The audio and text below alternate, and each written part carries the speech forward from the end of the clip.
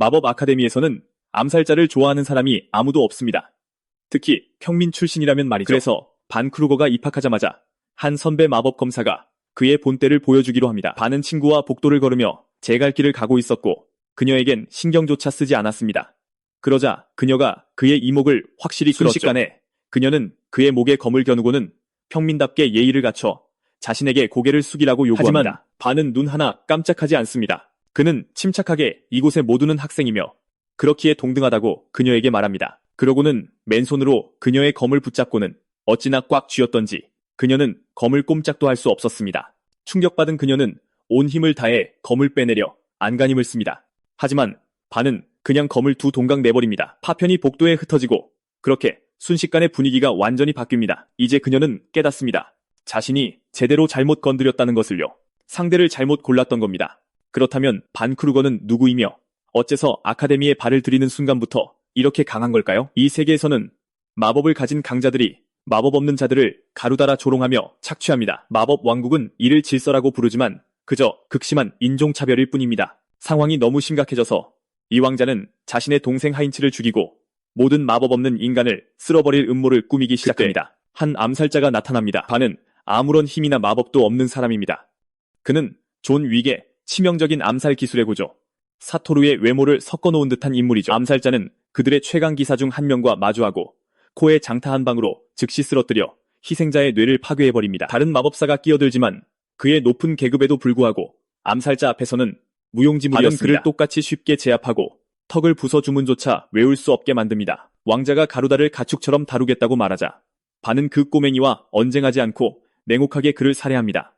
그 후 그는 이 모든 일에서 가장 가까운 동맹인 하인츠에게 보고합니다. 그들은 10년 동안 이 대의를 위해 싸워왔고 마법 없는 자들이 하찮은 쓰레기, 취급받지 않는 세상을 향해 나아갔습니다. 그리고 이제 하인츠가 왕좌에 오를 준비가 되면서 마침내 그것이 가능해 보입니다. 임무를 완수한 반은 집으로 돌아갑니다. 그들이 준 부적을 통해 여전히 기억하고 있는 어머니와 여동생을 찾길 바라며 마을로 돌아갑니다. 하지만 그가 그곳에 도착했을 때 무언가 끔찍하게 잘못됩니다. 마을 전체가 불길에 휩싸여 있습니다. 시체들이 땅바닥에 흩어져 있고 찢겨진 채 쓰러진 곳에 그대로 방치되어 있습니다. 반은 산적의 짓이라고 되뇌지만 아무리 둘러봐도 가족을 찾을 수 없습니다. 그가 한 모든 일, 그가 치른 모든 싸움은 그들에게 더 나은 삶을 주기 위해서였습니다. 그때 마침내 그녀를 봅니다. 그의 어머니가 나무에 매달려 아무런 생명의 징후도 보이지 않습니다. 그를 둘러싼 세상이 멈추지만 그가 그 사실을 인지하기도 전에 한 목소리가 들려옵니다. 피투성이가 된 채 힘겨워하는 그의 여동생 리나입니다. 그녀는 나쁜 사람들이 그를 쫓아오고 있으니 도망치라고 말합니다. 갑자기 등 뒤에서 칼날이 그를 꿰뚫습니다. 병사들은 마침내 끝났다고 생각하며 웃습니다. 가장 큰 위협을 제거한 것입니다. 하지만 그런 상처에도 반은 코르티솔이 치솟게 놔두지 않습니다. 반처럼 되세요. 분노 속에서 그는 오직 신경 쓰는 한 가지만을 묻습니다. 대체 이 모든 일의 배후는 누구인가? 대답은 이해가 되지 않습니다. 바로 하인츠. 그가 왕위를 계승하도록 도왔던 바로 그 절친입니다. 그때 하인츠가 직접 나서서 아무런 부끄럼도 없이 모든 것을 반의 탓으로 돌리기 시작합니다. 그는 반 같은 사람들은 눈에 띄지 않게 마법사를 죽일 수 있어서 그 존재 자체가 위협이 된다고 말합니다. 그래서 그는 왕국을 지키기 위해 반과 나머지 가루다를 제거할 작정입니다. 평생의 사명에서 절친이 자신을 배신하자 반은 죽기를 거부하며 모든 것을 희생해서라도 하인츠를 죽이겠다고 맹세합니다. 그는 오직 하인츠만을 노리며 몸을 몰아 비전 암살술의 마지막 기술을 사용합니다. 하인츠는 마법의 창으로 응수하고 그 결과 우리 주인공은 가슴이 꿰뚫리는 토우지 같은 처지가 됩니다. 하지만 결국 반의 부상이 그의 패배로 이어집니다. 절친에게 자비로운 성격을 비난받으며 하인츠는 그를 혼자 죽도록 내버려둡니다. 그리고 그의 삶의 마지막 몇 초, 한 생명체가 그의 주위를 맴돕니다. 그 짐승은 그에게 마지막 기회를 제안합니다.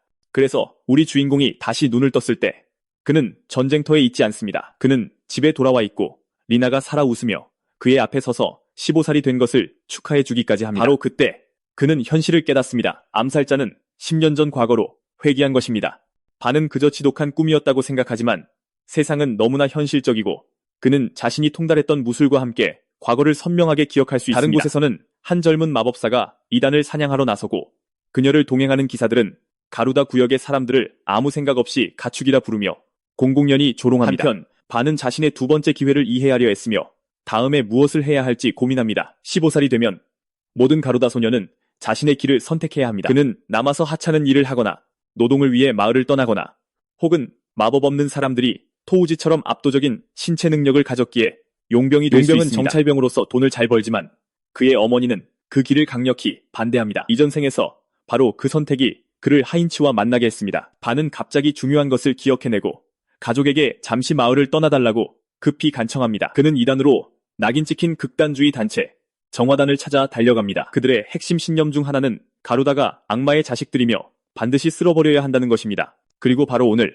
이 개자식들은 정화라는 이름으로 대량 학살을 저질렀습니다. 이번에는 숨고 싶지 않았기에 그는 첫 번째 희생자를 노립니다. 마법사를 죽이는 가장 간단한 방법은 그들의 인식을 뛰어넘어 그들이 반응하기 전에 뇌나 척수를 파괴하는 것입니다. 반은 움직여 첫 번째 살해를 성공하고 자신의 존재를 알립니다. 그는 상대의 만화가 주입된 무기를 사용하여 재빨리 움직여 마법사의 방벽을 돌파합니다. 마법사 중 한 명이 주문을 발사하지만 반은 주문이 닿기 전에 거리를 좁혀 그의 복부에 정통으로 일격을 날립니다. 이제 3명의 상대만 남았고 그가 그들을 끝장내려는 순간 그들 중 한 명이 인지를 잡고 항복하지 않으면 여자가 죽을 것이라고 명령합니다. 반은 자신의 실수를 깨닫습니다. 주변에 다른 사람이 있는지 확인하지 않았던 것입니다. 항복하면 죽게 될 테지만 그에게는 선택의 여지가 없습니다. 반은 두 손을 들고 그 결과 그는 쓰러집니다.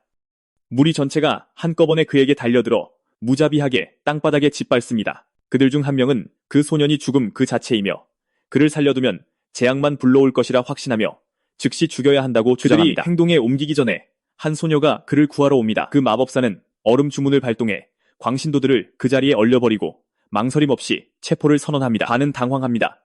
이전 생에서도 지원군이 도착하는 데는 훨씬 더 오랜 시간이 걸렸기 때문입니다. 그 여성과 그녀의 부대는 신속히 이단들을 확보하지만 그녀의 관심은 혼자서 3명을 쓰러뜨린 소년 반에게로 향합니다. 감명받은 그녀는 그가 죽인 남자 중 한 명이 마을 전체를 불길에 휩싸이게 할 힘을 가지고 있었다고 설명합니다. 그녀는 부수적인 피해를 피하기 위해 그를 조심스럽게 처리할 계획이었지만 반이 이미 그를 제거해버렸습니다. 헬레네는 소년에게 뚜렷한 흥미를 느끼며 그의 이름을 알게 됩니다. 그녀는 그에게 마법 아카데미에 입학하는 것을 고려해보라고 제안합니다.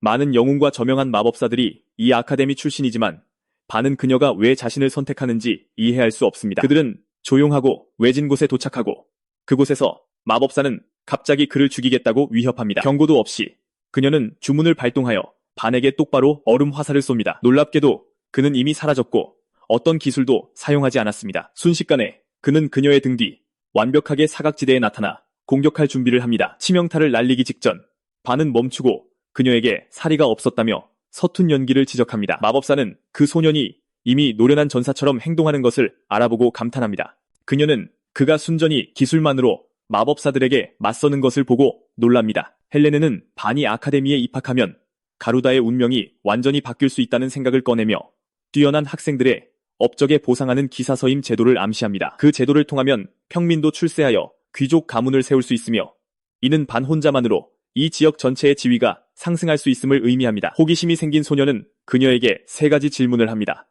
첫째로, 그는 귀족의 추천서가 필요할 것이라고 언급하자 헬레네는 즉시 그를 위해 추천서를 써주겠다고 제안합니다. 둘째로, 그는 마법도 없는 자신 같은 사람이 어떻게 마법 아카데미에 들어갈 수 있는지 의문을 제기합니다. 헬레네는 이상하게 들릴 수 있음을 인정하지만 기사 자기를 받은 많은 이들이 단순히 마법을 사용하는 것이 아니라 새로운 마법의 원리를 발견함으로써 그 자리에 올랐다고 설명합니다. 무약 제조부터 마법진 연구에 이르기까지 그녀는 마법이 주문을 외우는 것보다 훨씬 더 넓은 분야라고 설명합니다. 이제 모든 것이 그의 어깨에 달린 것 같았고 이는 그의 마지막 질문으로 이어집니다. 헬레네가 그를 귀족으로 만드는 것을 도와서 얻는 것은 무엇인가요? 헬레네는 자신만의 목적이 있음을 분명히 하지만 그와 공유할 생각은 없다고 말합니다. 반이 그녀를 더 다그치기 전에 그가 위험한 적들과 싸웠다는 소식을 들은 여동생이 도착합니다. 동시에 헬레네는 반에게 그들을 위해 싸울 이유를 주며 만약 그가 그렇게 한다면 슈타이너 가문의 이름을 걸고 그의 소중한 사람들을 지켜주겠다고 맹세합니다. 반의 어머니는 여전히 싸움에 대해 속상해하지만 소녀는 결국 그들에게 아카데미와 그곳에서 얻을 수 있는 모든 것에 대해 이야기합니다. 그의 어머니는 마법 아카데미가 마법사들을 위한 곳이라는 것을 알기에 경악하지만 반은 그들이 열등하지 않다는 것을 증명하겠다며 안심시킵니다. 암살자로서의 그의 지난 삶은 더 이상 이 길에 맞지 않으며 그는 이 일을 혼자 할 수 없다는 것을 압니다. 헬레네의 제안은 그에게 완전히 새로운 길을 열어줍니다. 이미 한 번 죽어본 반은 더 이상 희망의 작은 기회라도 붙잡는 것을 망설이지 않습니다. 그는 이 나라에서 가로다 족이 겪는 차별을 없애겠다고 선언하며 그의 말에는 아버지가 가졌던 것과 같은 굳은 결의가 담겨 있습니다. 그의 어머니는 그가 얼마나 고집이 센지 알기에 그가 자신의 길을 선택하도록 허락합니다. 단 한 가지 문제가 있는데 바로 학비입니다.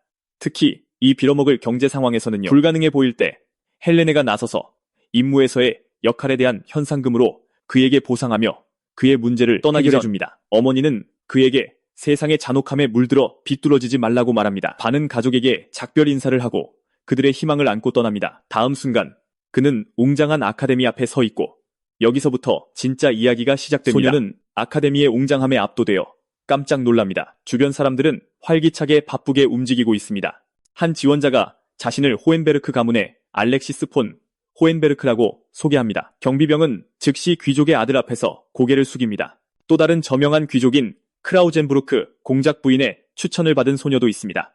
소년이 지원하기 위해 앞으로 나서자 갑자기 고함을 듣게 됩니다. 그의 붉은 눈을 보고 주변의 엘리트 아이들은 그가 빌어먹을 가루다 족임을 알아챕니다. 대우는 혹독했고 이것은 단지 시작일 뿐입니다. 침착함을 유지하며 우리 소녀는 경비병들에게 아무 문제도 일으키지 않았으며 단지 지원하러 왔을 뿐이라고 말합니다. 하지만 격분한 경비병은 그가 지금 어디에 서 있는지도 모른다며 조롱합니다. 반은 자신이 왕립 아카데미에 왔으며 이곳은 신분에 상관없이 누구나 시험을 볼 수 있는 곳이라고 강조하며 반격합니다. 간단한 말에 과민 반응한 경비병은 창을 소년의 얼굴 바로 앞에 들이대며 가루다 족이 시험을 보는 것을 허락하지 않겠다고 합니다. 곧바로 반은 일이 시작부터 어떻게 엉망이 되었는지 생각하고 있습니다. 그는 이 녀석을 쉽게 제압할 수 있지만 이렇게 많은 사람들 앞에서 소란을 피우면 그의 평판이 망가질 것입니다. 좀 더 분별 있는 경비병이 이 남자가 수험생들 앞에서 소란을 피우는 것을 막으려 합니다. 반은 적어도 누군가 자신의 말을 들으려 한다는 것에 감명받지만 그의 생각은 꽤 빨리 깨집니다. 그 아이들을 신처럼 대했던 바로 그 경비병들이 우리 소년을 경멸하며 다른 이들처럼 망상에 빠진 바보라고 부릅니다. 반은 이미 여기서부터 이 거지 같은 기준에 익숙해져야만 합니다. 경비병은 그에게 아카데미는 누구의 배경도 차별하지 않는다고 강조합니다. 하지만 입학시험을 치르기 위해서는 귀족의 추천서가 필요합니다. 그는 어쩐지 그 아이가 그걸 가지고 있지 않을 거라고 생각합니다.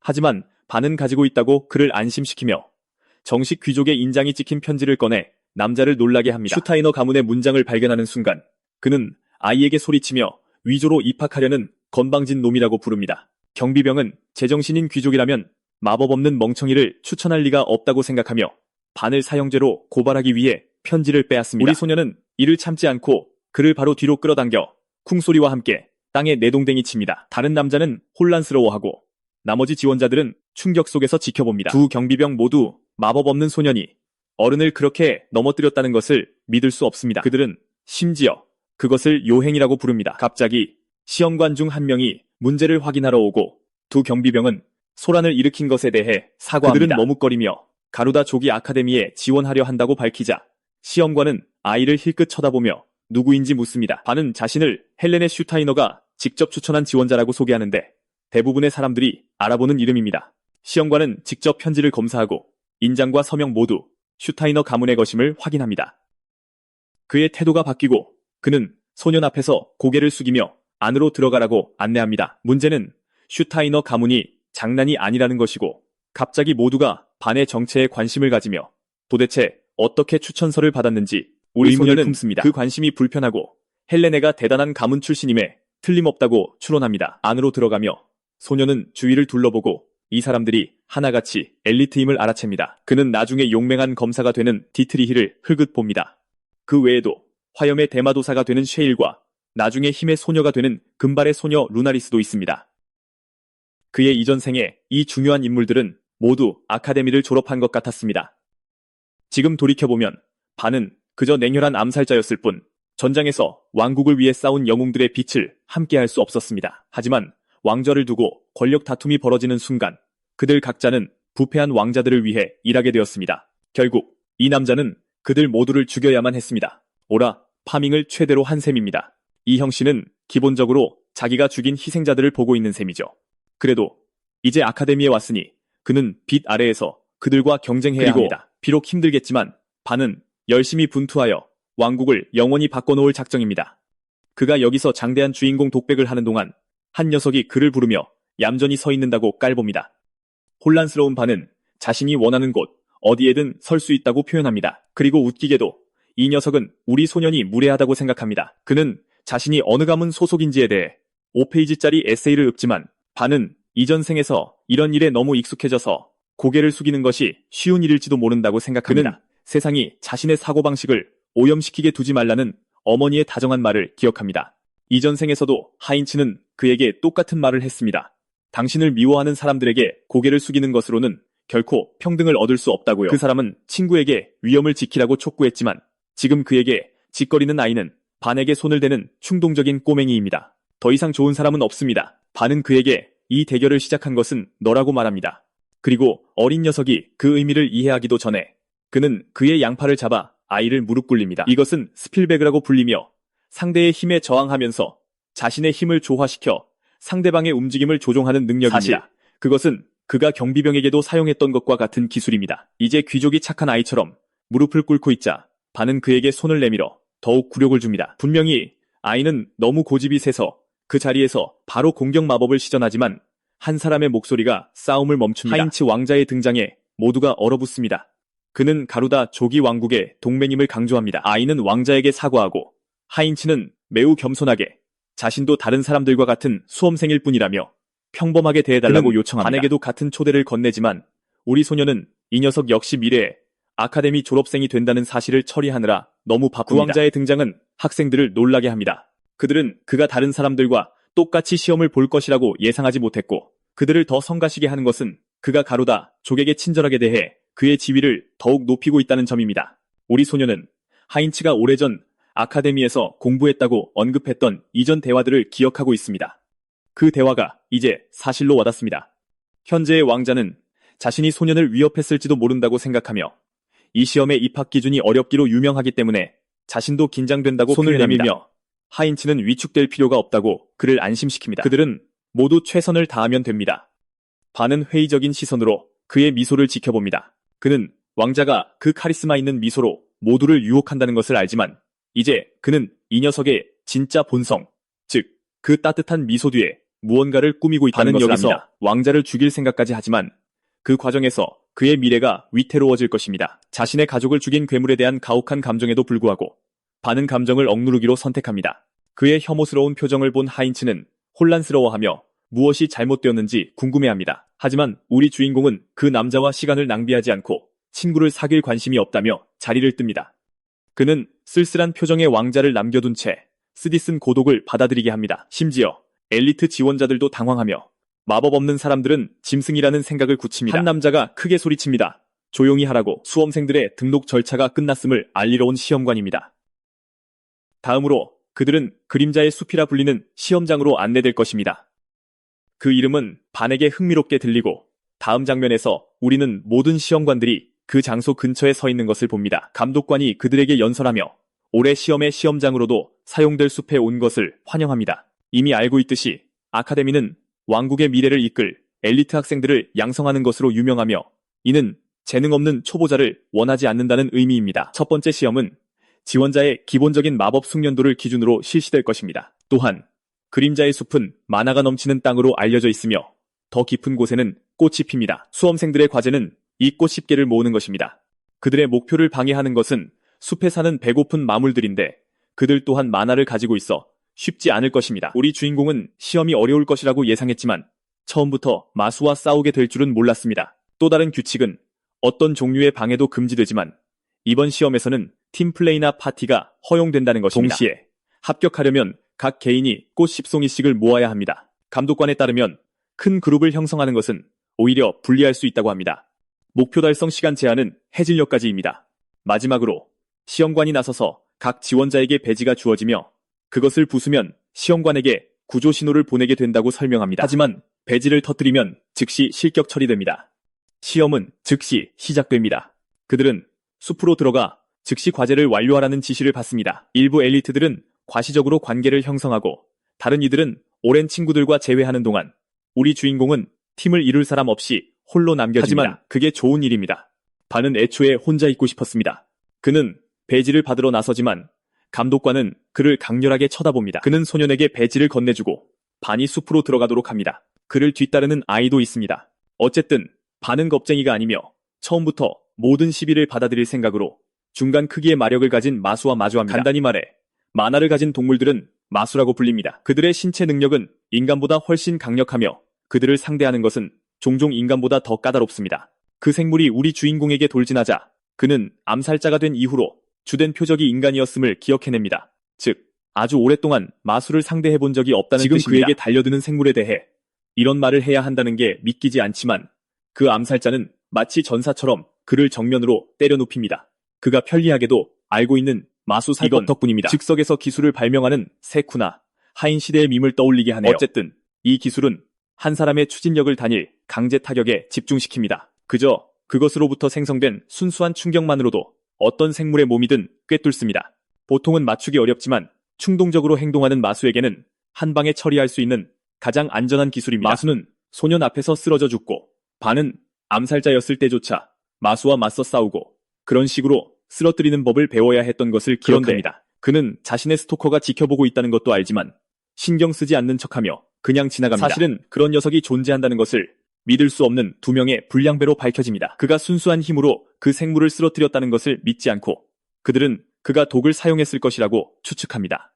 그들에게는 통하지 않을 값싼 전술이라고 말이죠. 그의 친구는 다른 지원자를 방해하는 것은 금지되어 있다고 상기시킵니다. 하지만 사실 수험생들은 아무도 가루다 조기 시험에 합격하는 것을 원하지 않기 때문에 그것이 단지 허풍이라고 생각합니다. 아니라 반이 왕자를 모욕했기 때문에 이 녀석은 그를 죽여도 결코 자신에게 책임이 돌아오지 않을 것이라고 믿습니다. 이 녀석은 야가미 라이토의 정당화 논리에 야무치의 IQ를 가졌군.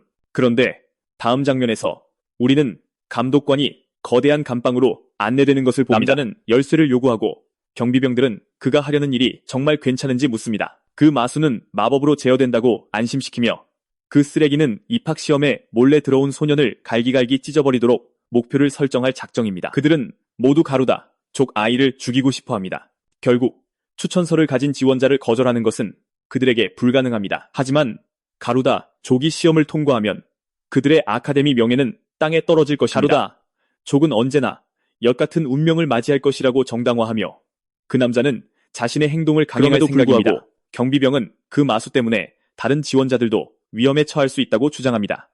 하지만 감독관은 반이 혼자 있는 것이 목격되었기 때문에 괜찮다고 생각합니다. 어차피 어떤 지원자도 그에게 가까이 가지 않을 것이라는 그는 의미죠. 문을 열고 아카데미의 유산을 지키기 위해 더러운 가루다 족을 가서 죽이라고 마수에게 소리칩니다. 장면은 보라색 머리의 시험관에게로 전환되는데 그는 올해 시험에 뭔가 잘못된 것이 있음을 감지합니다. 감독관이 그에게 돌아와 이상한 소식이 있는지 묻자 시험관은 지금은 조용하다고 보고합니다. 그는 이 남자가 어디 갔었냐고 묻고 그 남자는 그냥 준비 좀 하고 있었다고 아무렇지 않게 말합니다. 그의 악의적인 표정은 젊은 남자가 즉시 알아차리고 뭔가 잘못되었다고 감지합니다. 반에게 돌아와서 우리 주인공은 더 깊은 숲으로 길을 찾아 그가 들은 설명과 일치하는 꽃들을 발견합니다. 그것들은 화려한 천상의 꽃입니다. 그가 해야 할 일은 꽃을 따는 것뿐입니다. 하지만 그가 그렇게 하기 전에 그는 스토커들에게 어서 나오라고 재촉합니다. 두 불량배는 그가 지금까지 자신들의 움직임을 추적해왔다는 것에 놀라며 반에게 개같은 코를 가졌다고 조롱합니다. 분노 유발 시도에 넘어가지 않고 우리 주인공은 그저 뒤에서 공격하는 비겁자들에게 익숙하다고 대답합니다. 웃기게도 그는 자신이 같은 전술을 사용하는 암살자이기 때문에 그런 말조차 할 수 없다는 것을 깨닫습니다. 두 불량배는 그가 아카데미에 있을 자격이 없다고 조롱하며 그것을 자신들의 힘으로 증명하겠다고 합니다. 반은 그들의 헛소리 논리를 지적하며 진짜 이유는 그들이 자신들의 거지 같은 자존심에 대한 복수를 원하기 때문이라고 말합니다. 자세를 취하며 우리의 주인공은 이 녀석들에게서 그 자존심을 바로잡아주겠다고 장담합니다. 화가 난 두 아이는 각자 주문을 구성하며 그를 공격할 준비를 합니다. 위협을 식별하며 반은 그들 중 한 명은 마법사이고 다른 한 명은 마검사라는 것을 알아차립니다. 전투 스타일이 일반적으로 세 가지 주요 유형으로 나뉘기 때문에 그들을 어떻게 상대해야 할지 고민합니다. 첫 번째는 가장 흔한 주문 시전 마법사이고 두 번째 유형은 무기의 만화를 주입하는 것입니다. 그들은 블레이드 메이지라고 불립니다. 마지막으로 세 번째 유형은 신체 강화입니다. 그들은 마나 피스트라고 불립니다. 한 팀에서 두 가지 다른 스타일이 협력하는 것은 보통 각자의 약점을 보완하기 때문에 효과적이라고 여겨집니다. 아이들 중 한 명의 표정을 읽고 반은 그들이 살인 경험이 없을지도 모른다고 느낍니다. 하지만 반은 이 녀석들을 죽이고 싶지 않음에도 불구하고 그들은 여전히 그의 목숨을 노리고 있습니다. 문제는 가루다족 같은 사람이 죽으면 아무도 신경 쓰지 않을 것이고 아카데미는 그것을 일종의 사고로 위장할 것이라는 점입니다. 하지만 귀족의 자식이 죽으면 그 가문은 모든 힘을 모아 살인자를 추적할 것이고 복수로서 가루다족 전체를 위협할 수도 있습니다. 귀족들은 상대하기 정말 골치 아픕니다. 그들은 전쟁을 통해 영지를 얻었기 때문에 싸움을 거는데 거리낌이 없습니다. 하지만 우리 주인공은 이번에는 그 길을 따르고 싶지 않습니다. 그는 빛의 길에 남을 생각이기 때문입니다. 그래서 그는 싸움에서 어떤 치명적인 기술도 사용하지 않고 대신 그들의 정신 자체를 꺾어 항복하게 만들기로 합니다. 그의 결연한 표정은 불량배들을, 특히 바가지 머리를 짜증나게 하고 그는 강력한 지르윈드 주문을 시전하여 우리 주인공에게 바람의 파동을 보냅니다. 반은 공격을 피할 수 있었지만 여전히 약간 배입니다. 그 아이는 방금 치명적인 일격을 사용했기 때문에 그가 날카롭다고 칭찬합니다. 우리 주인공은 윈드 슬래시에 대해 별로 할 말이 없는데 귀족은 여기서 자기 가문의 특별한 보이지 않는 칼날 기술에 대해 12페이지짜리 에세이를 쓰고 있습니다. 다시 말해 그 공격들은 보이지 않기 때문에 스쿠나의 해와 팔삽과 비슷합니다. 그 아이는 자신의 승리를 확신하며 가루다족에게 무릎 꿇고 빌라고 사실상 요구하지만 반은 그것을 꽤 시시한 산들바람 같은 주문이라고 부릅니다. 발트리크 가문이 산들바람을 배달하는 것을 전문으로 하는지 궁금해하는데 이건 정말 커리어를 끝장낼 만한 독설입니다. 주인공은 그의 주문보다 더 날카롭게 이 녀석을 배웠고 그가 주루윈다 템페스트라는 더 강력한 기술을 사용하도록 도발합니다. 이제 이 공격은 더 넓은 범위를 가지며 숲을 갈기갈기 찢어놓지만 반은 발이 빨라 보이지 않는 참격을 피하는데 성공합니다. 반이 그 기술을 볼 수 있는 것은 아닙니다. 아니요. 그는 단지 사람의 살기를 감지하고 그에 따라 반응하는 것이 극도로 빠를 뿐입니다. 목표와 접촉하자 반은 강력한 복부 강타를 날려 이 녀석에게 며칠 동안 현실을 깨닫게 해줍니다. 그가 잠들자 다른 아이인 마검사가 거물인 척하려고 합니다. 그는 상대를 향해 돌진합니다. 반은 즉시 그의 손을 보고 상대가 어떤 유형의 싸움꾼인지 파악한다. 겁만 피한다면 다른 무기와 다를 바 없기 때문이다. 하지만 무기 끝부분만 해도 일반 주먹보다 몇 배나 빠르게 움직이기 때문에 이것 또한 쉬운 일은 아니다. 하지만 우리 주인공은 번개처럼 빠른 반사, 신경으로 검 자체와 씨름하는 대신 돌진하여 상대의 손을 붙잡을 수 있다. 다음으로 그는 영리하게 팔의 방향을 바꿔 상대를 흔든 뒤 치명적인 수도로 그를 쓰러뜨린다. 두 번째 녀석이 다시 일어선다. 반은 다시 한번 덤벼보라고 도발한다. 그러면 봐주지 않을 것이기 때문이다. 그 녀석은 두 손을 들고 항복하며 싸움을 계속하지 말아달라고 애원하고 싶어한다. 갑자기 소녀는 근처에서 강력한 기운을 감지한다. 그의 본능은 상황이 정상이 아니라고 말하고 있었고 다른 이들을 걱정하며 어서 여기서 빠져나가라고 애원한다. 그의 앞에 붉은 피에 흠뻑 젖은 생명체가 나타난다. 너무나 위협적인 괴물이어서 그들은 그 자리에서 얼어붙는다. 단 한 번의 공격으로 셋 모두를 공중으로 날려버리고 그들은 바닥으로 추락한다. 반은 대체 무슨 일이 일어났는지 파악하려 한다. 그의 얼굴에는 다가오는 헬보어에 대한 공포가 서려 있다. 이 숲에 있어서는 안 될 위협적인 고위 등급 마무리다. 멧돼지가 다시 한번 그들을 박살내려고 한다. 헬보어는 일반적으로 저주받은 송곳니로 알려져 있다. 그들의 만화 돌진은 공성 마법에 버금가는 위력을 지니고 있다. 다시 말해 몇 대 맞으면 죽는다는 것이다. 반은 이것이 위험한 싸움임을 알고 다른 두 명에게 도망치라고 말한다. 한 명은 그의 제안을 받아들이지만 곱슬머리는 도망치기를 거부하며 우리 주인공을 놀라게 한다. 그리고 아니 이 녀석이 용감해서 그런 건 아니다. 돌진 때문에 발이 부서져서 서 있을 수조차 없는 것이다. 반은 말 그대로 얼굴로 돌진해 오는 괴물보다 부상당한 소년에게 집중하느라 너무 바쁘다. 헬보어가 표식이 찍힌 먹이를 쫓는 습성이 있기 때문에 소년을 업고 도망쳐도 따라잡힐 것이므로 도망칠 선택지조차 없어 상황은 혼란스러워졌다. 배지를 부숴 시험관을 부르는 것이지만 지원군이 도착하는데도 시간이 걸릴 것이다. 다리가 다친 소년은 자신이 계속할 수 없다고 믿으며 친구에게 가라고 고집한다. 발트리크 가문의 일원으로서 마지막까지 자존심을 지키며 그 녀석은 혼자서 이 상황을 감당하고 싶어한다. 하지만 그의 친구는 동료를 버리기를 거부하며 그렇게 하는 것은 자신의 귀족 가문을 더럽힐 뿐이라고 믿는다. 금수저들이 형제애를 위해 싸우는 동안 반은 이상한 기분을 느낀다. 그럼에도 그는 그들에게 일단 배지를 부수라고 말한다. 그는 헬보어의 주의를 끌 것이다. 녀석들 중 하나는 실패해서 가문의 비난이 돌아가는 것을 원치 않는다. 사실 두 녀석 모두 그렇게 생각한다. 그리고 쓰러지는 대신 그들은 마법으로 싸우다 서서 죽고 싶어한다. 그래, 이 멍청이들과 그들의 싸구려, 베지터급 자존심이 바늘 짜증나게 한다. 그는 그들에게 정말 싸울 거라면 이 전투에서 이겨야만 한다고 소리친다. 그것이 귀족의 진정한 명예를 의미하기 때문이다. 그의 입장을 이해하는 대신 그들은 계속해서 그를 가루다라고 부른다. 어쨌든 헬보어는 그들이 그렇게 오래 이야기하도록 여유를 부리고 있지만 드디어 그들을 덮치기 직전인 괴물에게로 돌아왔다. 감독관은 드디어 메인 이벤트 시간이라는 것을 알고 여유를 부리고 있다. 그의 말이 궁금해진 시험관이 무슨 소리냐고 묻는다. 그 못생긴 아저씨는 자세한 설명을 거부하고 아직 도움을 요청한 사람이 있는지 물으며 화제를 돌리지만 아무런 신호도 최근에는 없었다. 조용했다. 이 때문에 그 남자는 더욱 기뻐한다. 그는 가루다 녀석이 너무 심하게 짓밟려서 도움조차 청할 수 없었다고 믿기 때문이다. 수험생들의 경우 시험 시작 시 모두 소지품을 빼앗겼다.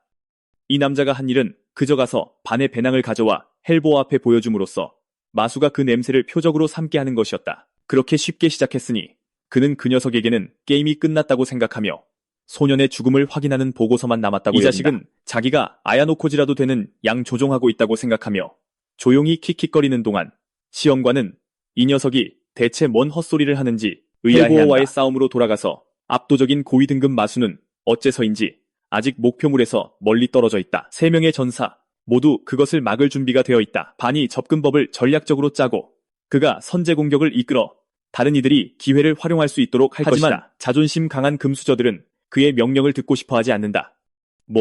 헬보어가 곧 공격을 시작할 테니 빨리 들어야 할 것이다. 공격할 순간을 포착한 반은 속도를 내어 달려나가 목표의 약점을 정확히 찾아내고 분격으로 생명체를 비틀거리게 한다. 다른 이들을 감탄시킬 정도로 강력한 일격이다.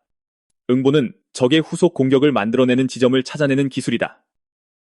다시 말해 헬보어 같은 사족보행 생물이 움직일 때는 보통 머리를 먼저 움직인다. 반은 그 요소를 활용하여 그 순간에 관통하는 일격을 만들어냈다.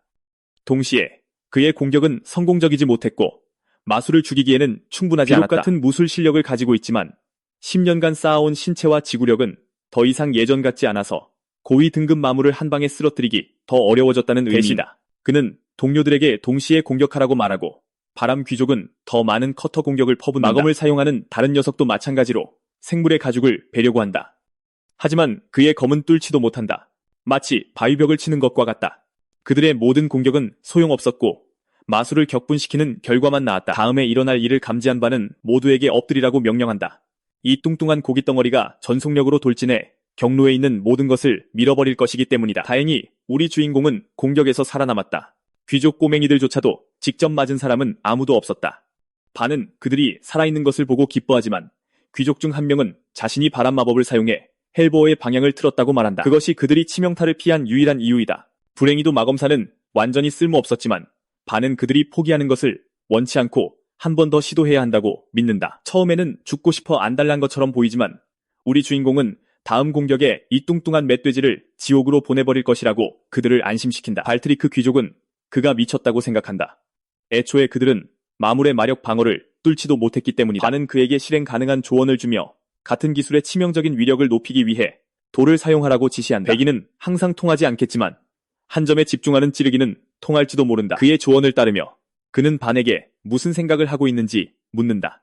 현재 상황으로 보아 3명의 공격을 합쳐도 그 생물을 물리칠 수 없음이 귀족은 분명하기 때문이다. 그를 미끼로 쓰는 것이 더 적절하다고 생각한다. 그래서 반이 자신의 탈출을 계획하기 위해 다시 시도하자고 고집하는 것이다. 다리가 다친 녀석을 버려둬야 하는 것이 분명하지만 우리의 왕은 놀라운 아우라를 뿜어낸다. 그는 사소한 복수 따위는 믿지 않는다. 소녀는 자신의 진짜 목표는 가족과 가루다. 민족이 왕국에서 동등하게 인정받는 것이라고 말한다. 그런 목표를 추구하기 위해 그는 동료를 버리고 도망치는 것을 허락할 수 없다. 그가 그런 말을 하고 자신을 지지하며 서 있는 것을 보며 그 형편없는 귀족은 자신이 지금까지 이 녀석을 어떻게 대했는지 떠올리며 자신의 행동에 혐오감을 느낀다. 우리의 소중한 헬보어에게로 돌아가자. 이 녀석이 3라운드를 위해 바로 돌아오고 있다. 반은 그들에게 또 다른 공격을 개시하라고 포효한다. 헬보어는 전속력으로 그들을 치기 위해 전진한다. 바람 귀족은 블레이드 댄스를 활성화하여 바람을 열어 파편들을 전개한다. 이 공격은 흑진천열이라 불리며 파편을 모아 마수에게 발사한다. 고위 등급 마수는 분명히 피해를 받고 있다. 공격을 따라잡지 못하자 우리 주인공이 바로 끼어들어 이 틈을 이용한다. 반은 짐승에게 뛰어들어 머리를 정확히 노리고 붙잡는다. 인간과 달리 사족보행 짐승들은 보통 견갑골이 척추와 연결되어 있지 않다. 이런 식으로 그들은 앞다리에 엄청난 유연성과 움직임을 얻지만 예상치 못한 힘에 대한 약점도 생긴다. 반은 그의 구기 연계기 십식을 사용하여 괴물을 땅에 처박는다. 다음으로 그는 마검사에게 바로 그 아래에 위치한 심장을 공격하기 위해 빨리 찌르라고 명령한다. 마검을 든 녀석이 그의 영광스러운 순간을 맞이하려 한다. 그는 자신을 똑바로 쳐다보는 짐승의 모습에 망설인다. 그러나 감정에도 불구하고 그는 치명적인 일격을 가해 찌르기를 성공시킨다. 거미 헬보어의 몸속으로 들어가 심장을 겨누자 반과 다른 귀족은 환호한다. 짐승을 끝장내려는 순간 그것은 갑자기 마지막 능력으로 일어나 모든 것을 날려버린다. 이것은 저주 해제 주문이라고 불리는데 극소수의 마수만이 이런 특별한 능력을 가지고 있습니다. 헬보어의 포효는 만화로 가득 차 있어 주변의 모든 것을 폭발적으로 날려버릴 수 있습니다. 검을 든 귀족이 피를 토합니다. 내상을 입어 장기가 파열된 것입니다. 헬보어는 다시 공세를 펼치며 이 싸움에서 이길 것처럼 보이고 소녀는 자신의 비참한 운명을 받아들이며 공포에 질려 지켜봅니다. 갑자기 반이 앞으로 나서 자신의 몸으로 돌진의 무게를 전부 막아내는 융합 기술 렌스 스피랄레를 사용합니다. 이 기술은 충격을 땅으로 흘려보내 사용자 주위로 나선형으로 퍼뜨리는 것입니다. 혼란과 좌절에 빠진 멧돼지는 돌진에 더 힘을 실었고 반은 더 이상 힘을 흘려보낼 수 없게 됩니다. 궁지에 몰린 그는 비장의 수를 써야 할지 고민하지만 몸에 위험이 따르더라도 죽음을 피할 유일한 기회입니다.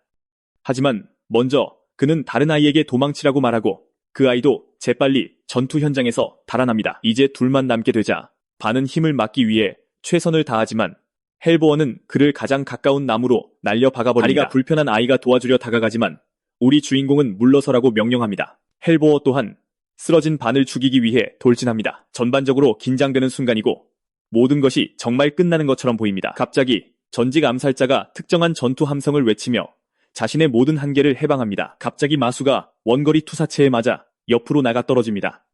이 예상치 못한 공격은 마법 주문입니다. 반은 그것을 너무나 잘 알기에 공격자를 쳐다봅니다. 운명의 장난처럼 그건 바로 하인츠였습니다. 왕자 자신이 그들을 구하러 온 것입니다. 다른 귀족들이 재빨리 그를 돌보며 즉시 떠나라고 제안하지만 하인츠는 백성을 보호하는 것이 왕족의 의무라며 거절합니다. 그의 말은 엘리트들의 사기를 높이지만 우리 주인공은 그의 말이 완전한 허튼 소리라는 것을 알고 있습니다. 그는 항상 그런 말로 다른 사람들을 설득한 뒤 그들을 죽음으로 내몰았습니다. 하인츠는 힘을 합치면 마수를 죽일 수 있을 거라 생각하며 귀족들과 친한 척하지만 반은 더 이상 듣지 않고 그의 면전에 거절을 내뱉습니다. 이 반응에 왕자는 당황하며 그가 원하는 게 뭐냐고 묻습니다. 반은 왕자의 도움을 거절하며 다시 한번 안 된다고 못 박습니다. 다른 귀족들은 방금 자신들의 목숨을 구해준 왕자에게 막말을 한 그에게 소리칩니다.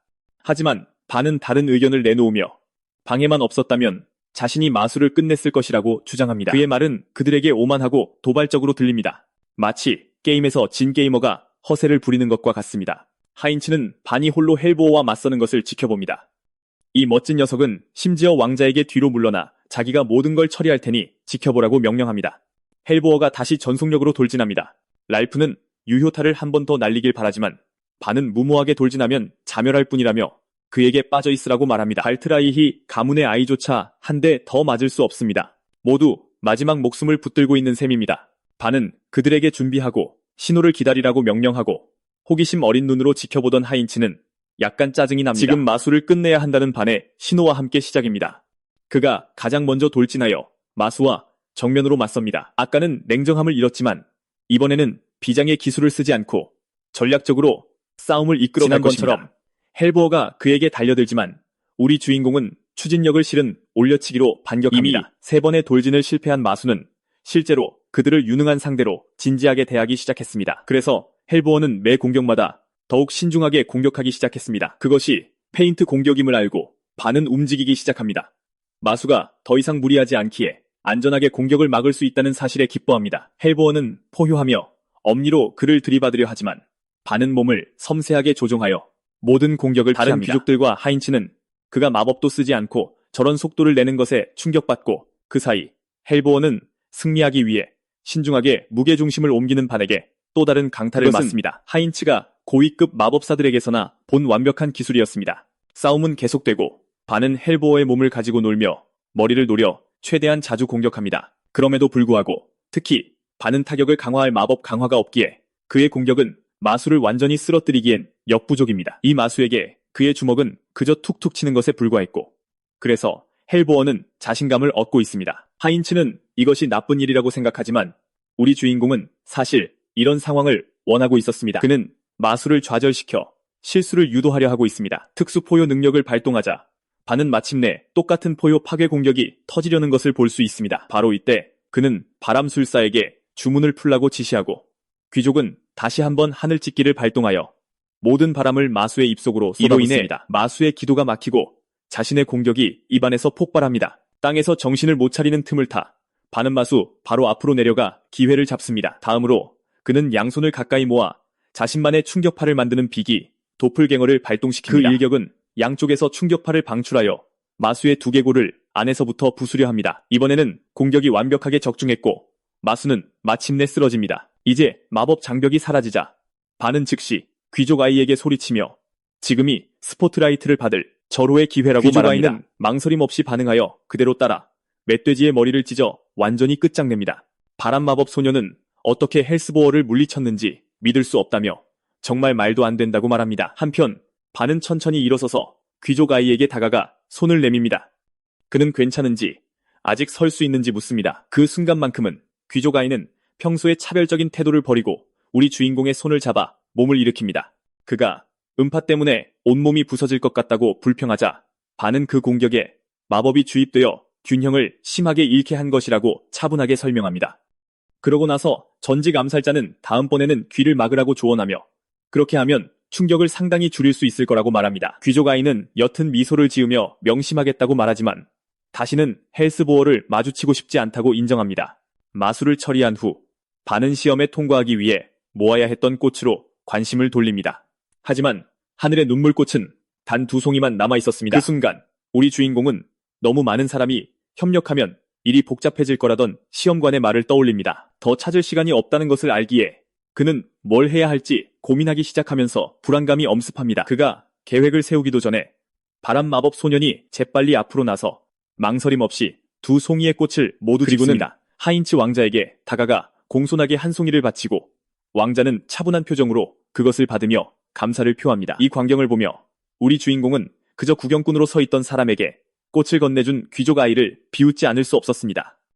심지어 그 모습이 꼭 뇌물처럼 보인다고 말합니다. 귀족 아이는 즉시 짜증을 내며 이것은 충성스러운 신하의 의무일 뿐이라고 반박합니다. 하지만 그가 돌아서서 2번째 꽃을 반에게 가져왔을 때 우리 주인공은 진심으로 당황합니다. 그는 이런 일이 일어날 거라고는 전혀 예상하지 못했습니다. 잠시 동안 그는 상황을 파악하지 못한 채 서서 귀족 아이가 실수로 건넨 것인지 묻기까지 합니다. 귀족 아이는 천민에게 빚을 질 생각은 전혀 없기에 그저 은혜를 갚고 싶었을 뿐이라며 일부러 그랬다고 차분하게 대답합니다. 게다가 그는 반에게 자신을 바람술사라고 부르지 말라며 자신에게도 제대로 된 이름이 있다고 상기시킵니다. 그는 자신을 폴크라고 소개하고 다른 귀족 아이도 앞으로 나와 자신을 랄프라고 소개합니다. 반도 자신의 이름을 대며 화답하고 양측은 짧은 악수를 나눕니다. 우리 주인공이 만약 2사람이 시험에 떨어지면 다시는 볼 일이 없을 거라고 말하는 순간 왕자가 갑자기 그들을 멈추고 잠시 기다리라고 말합니다. 하인츠는 이미 시든 꽃 몇 송이를 집어들고 그의 빈 마법을 사용해 다시 피어나게 합니다. 꽃잎이 색을 되찾는 순간 귀족 아이들은 넋을 잃습니다. 그들은 왕자의 우아한 행동을 목격하게 되어 얼마나 영광스러운지 표현하며 눈을 빛냅니다. 하지만 우리 주인공은 그 순간을 끊고 해가 지려 하니 서둘러 돌아가야 한다고 상기시킵니다.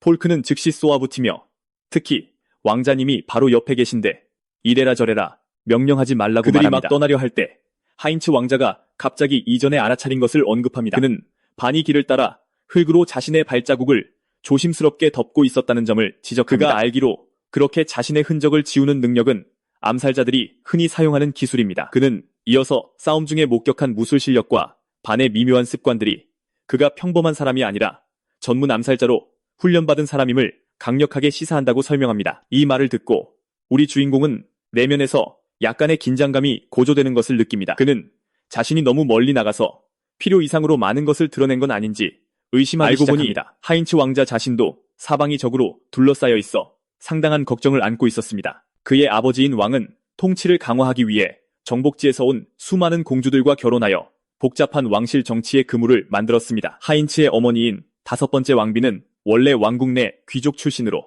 이는 그에게 독특한 입지를 부여합니다. 이 때문에 다른 왕비들과 심지어 그의 형제들까지도 왕이 그를 다음 왕위 계승자로 편애할 것을 두려워하며 그를 위협으로 여깁니다. 그런 압박감 속에서 하인즈는 언제든 암살자가 자신을 노릴 수 있다는 생각에 항상 경계하고 있습니다. 그리고 방금 목격한 모든 것 때문에 그는 이제 반자신이 그를 제거하기 위해 보내진 요원일 수 있다고 의심하기 시작합니다. 만약 그것이 사실로 밝혀진다면 이것은 그가 무시할 수 없는 문제이며 그 자리에서 이 상황을 처리하는 것을 고려합니다. 옛 습관은 정말 사라지지 않는다는 것을 깨달은 반의 얼굴에는 식은땀이 천천히 흘러내립니다. 무슨 짓을 해도 그는 회기 전 암살자였다는 사실을 바꿀 수 없습니다. 진짜 문제는 그가 그런 것을 인정할 수 없다는 것입니다. 그리고 설령 인정한다 해도 여기 있는 누구도 진정으로 이해하지 못할 것입니다. 그 때문에 그는 이 난관을 헤쳐나가기 위해 그럴듯한 허세를 부릴 수밖에 없다는 것을 압니다. 반은 태연하게 행동하며 그런 기술들이 암살자의 예법에 속하는 줄은 몰랐다고 무심하게 대답합니다. 하지만 하인즈 왕자는 그 어설픈 변명을 꿰뚫어보며 단 1초도 믿지 않습니다. 그럼에도 불구하고 우리 주인공은 말투를 바꾸며 자신이 말한 것이 진실이라고 강조하면서 믿고 싶은 대로 믿으라고 말합니다. 지날수록 분위기는 점점 더 긴장됩니다. 그러자 반은 하인즈 왕자를 향해 천천히 걸어가기 시작합니다. 팔크가 즉시 그의 앞을 막아서려 합니다. 하지만 바로 다음 순간 우리 주인공은 시야에서 사라졌다가 왕자 바로 앞에 나타나 그의 어깨에 무심하게 손을 얹습니다. 그는 단지 농담이었다고 말하며 그렇게 심각하고 위협적인 표정을 짓지 말라고 합니다. 반은 그저 예의 바르게 말하는 것에 익숙하지 않을 뿐이라며 이런 예절을 제대로 배운 적 없는 시골뜨기라고 둘러댑니다. 그는 속마음을 드러내지 않으려 조심스럽게 평정을 유지하며 가볍게 고개를 숙입니다. 하지만 하인즈는 빙빙 돌려 말하는 것에 관심이 없었고 질문을 피하지 말라고 합니다. 그는 다시 한번 반이 사용한 발놀림을 언급하며 그것이 거의 순간이동처럼 보였다고 지적하고 그에게 암살자인지 직접적으로 묻습니다. 이번에 반은 마침내 더 믿을 만한 변명을 내놓는데 그 기술을 자신을 이곳에 추천해준 바로 그 사람 헬렌의 슈타인하르트에게서 배웠다고 주장합니다. 그리고는 무술이 자신이 가진 유일한 진짜 무기임으로 가능하면 기술을 숨기라고 그 영예가 조언했다고 거짓말을 합니다. 마음속 깊은 곳에서 소녀는 허락 없이 그녀의 이름을 사용한 것에 약간의 죄책감을 느끼지만 동시에 그의 대답은 마침내 왕자를 안심시키는 것 같습니다. 그녀의 이름을 듣는 순간 눈에 띄게 동요하는데 이는 그녀의 가문이 왕족들 사이에서도 존경받는 수준에 있음을 그 강력한 이름을 보여줍니다. 왕자는 얼음꽃 영예로 알려진 여인을 떠올립니다. 그는 그녀가 아카데미 내 최고 인물 중 한 명이라는 것을 잘 알고 있습니다. 그가 믿기 힘든 유일한 것은 그녀 같은 사람이 암살 기술에 익숙할 리가 없다는 것이지만 그는 그 생각에 오래 머물지 않습니다. 어쨌든 그는 그녀의 가문이 왕자 암살을 모의하는 것과 같은 위험한 일에 결코 연루되지 않을 것이라고 확신합니다. 그러자 랄프가 반에게 헬레네 같은 인물이 어째서 흑수저 출신의 이름 없는 자를 추천했는지 묻습니다. 우리 주인공은 자신도 그 이유를 모른다고 간단히 대답하며 그녀가 그에게 말한 것은 추천서와 함께 아카데미로 가라는 것뿐이었다고 설명합니다. 왕자가 나서서 자신의 추측을 공유하는데 헬레네가 반을 개인적으로 훈련시켜 결국 그녀의 가문으로 데려올 계획이었을지도 모른다고 제안합니다. 다른 귀족 아이들은 반의 능력을 직접 목격한 후 동의하기 시작합니다. 그 말에 왕자는 마침내 말투를 부드럽게 하고 정중하게 그에게 감사하며 혼자서 마술을 만났더라면 심각한 위험에 처했을지도 모른다고 인정합니다. 그는 공개적으로 반에게 목숨을 비쳤다고 말하며 존경을 표하기 위해 살짝 고개를 숙이기까지 합니다. 그러나 반은 여전히 무뚝뚝하게 애초에 왕자를 위해 싸운 것이 아니라고 아무렇지 않게 말합니다. 팔크는 그의 무례한 태도를 즉시 꾸짖지만 우리 주인공은 특히 그가 겪은 모든 일들을 생각하면 전혀 신경 쓰지 않습니다. 왕자는 소년이 어떤 보상도 요구하지 않고 대신 자신에게 은근한 모욕을 던지는 것을 알아채고 조용히 주목합니다. 시간이 끝나갈 무렵 학생들이 숲에서 돌아오기 시작합니다. 그들 중 일부는 간신히 모은 꽃을 들고 있고 다른 이들은 멍들고 지쳐 빈손으로 돌아옵니다. 그런 명문 아카데미에 입학하지 못하고 가족들을 어떻게 대해야 할지 걱정하며 불안감이 그들을 짓누릅니다. 한편 교활한 교수는 왕자가 아직 돌아오지 않자 불안감을 감추지 못합니다. 그는 왕자가 쉽게 처리할 수 있는 약한 마수들만 숲에 있도록 신중하게 조치해 두었습니다. 그를 더욱 불안하게 하는 것은 헬스보어 또한 나타나지 않았다는 사실입니다. 바로 그때 4명의 무리가 마침내 숲에서 모습을 드러냅니다. 교수는 왕자가 무사한 것을 보고 안도했지만 그 안도감은 반을 보자마자 분노로 바뀝니다. 시험관은 우리 주인공에게 인사하며 무사한지 묻습니다. 반면 그들의 교수는 완전히 평정을 잃고 지금쯤 죽었어야 했다고 불쑥 말합니다. 순진한 척하며 우리 주인공은 자신이 살아남은 것에 무슨 문제라도 있냐고 침착하게 묻습니다. 교수는 자신이 실언했다는 것을 재빨리 깨닫고 억지로 평정을 유지합니다. 교수는 그저 반이 살아서 돌아온 것을 보고 놀랐을 뿐이라고 말합니다. 하지만 반은 자신도 혼자가 아니라고 아무렇지 않게 알립니다. 소년들이 그의 뒤에서 하나둘씩 나타나 거대한 짐을 땅 위로 힘겹게 끌고 옵니다. 교수는 그것이 무엇인지 믿을 수 없다는 듯 쳐다보며 거의 졸도할 지경입니다. 시험관조차 2번 다시 보며 그것이 정말 마수인지 묻습니다. 학생들은 그것이 왕자를 암살하기 위해 보내진 것으로 의심되어 증거로 머리를 가져왔다고 설명합니다. 두 교관은 침묵에 빠지지만 그 이유는 매우 다릅니다. 시험관은 그렇게 위험한 것이 어떻게 숲을 돌아다니게 되었는지 이해할 수 없는 반면 교수는 그것이 목표를 제거하지 못한 것에 경악합니다. 교수가 다시 허를 찔리자 모든 시선이 그에게 향합니다. 다행히도 전하께서 공개적으로 그 무리를 칭찬하며 모든 이의 주의를 끕니다. 왕자가 무사히 서 있는 것을 보는 순간 교수의 실망감은 더욱 깊어집니다. 시험관은 전하께 전투에 참여했는지 정중하게 묻습니다. 왕자는 그저 옆에서 지켜보기만 했다고 침착하게 대답합니다. 그 순간 교수는 자신이 위험한 상황에 처했음을 깨닫습니다. 만약 누군가 그가 왕자를 상대로 마술을 풀어놓았다는 것을 알게 된다면 그의 경력과 어쩌면 목숨까지 끝장날 것입니다. 전하께서 순진하게 교수에게 왜 그렇게 유난히 창백해 보이는지 묻습니다. 교수는 즉시 전술을 바꿔 그런 강력한 마술을 처치한 왕자의 공적을 칭찬하기 시작합니다. 전하께서는 정신없는 교수에게 자신은 그런 일을 한 적이 없다고 상기시키며 부드럽게 바로잡아줍니다. 진정한 영웅들은 다른 이들이었습니다.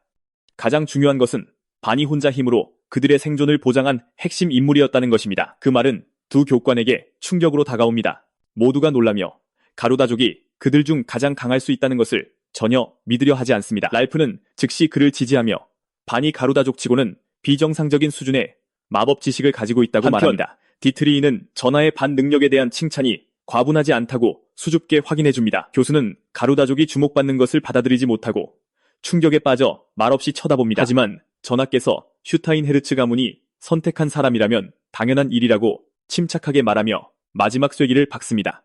반은 헬레네에게서 정확히 많은 것을 배우지는 않았지만 아무도 정정하지 않고 장단을 맞추기로 합니다. 얼음꽃 영예가 선택한 가루다족의 능력에 대한 소문이 빠르게 퍼지기 시작합니다. 이에 시험관은 우리 주인공에게 깊은 감사를 표합니다. 왕자를 보호하는 것은 왕국에 대한 최고의 공헌으로 여겨집니다. 언제나처럼 무뚝뚝하게 반은 자신은 왕자를 보호한 적이 없다고 즉시 바로잡습니다. 그것은 단순히 마술을 물리친 부수적인 효과였을 뿐입니다.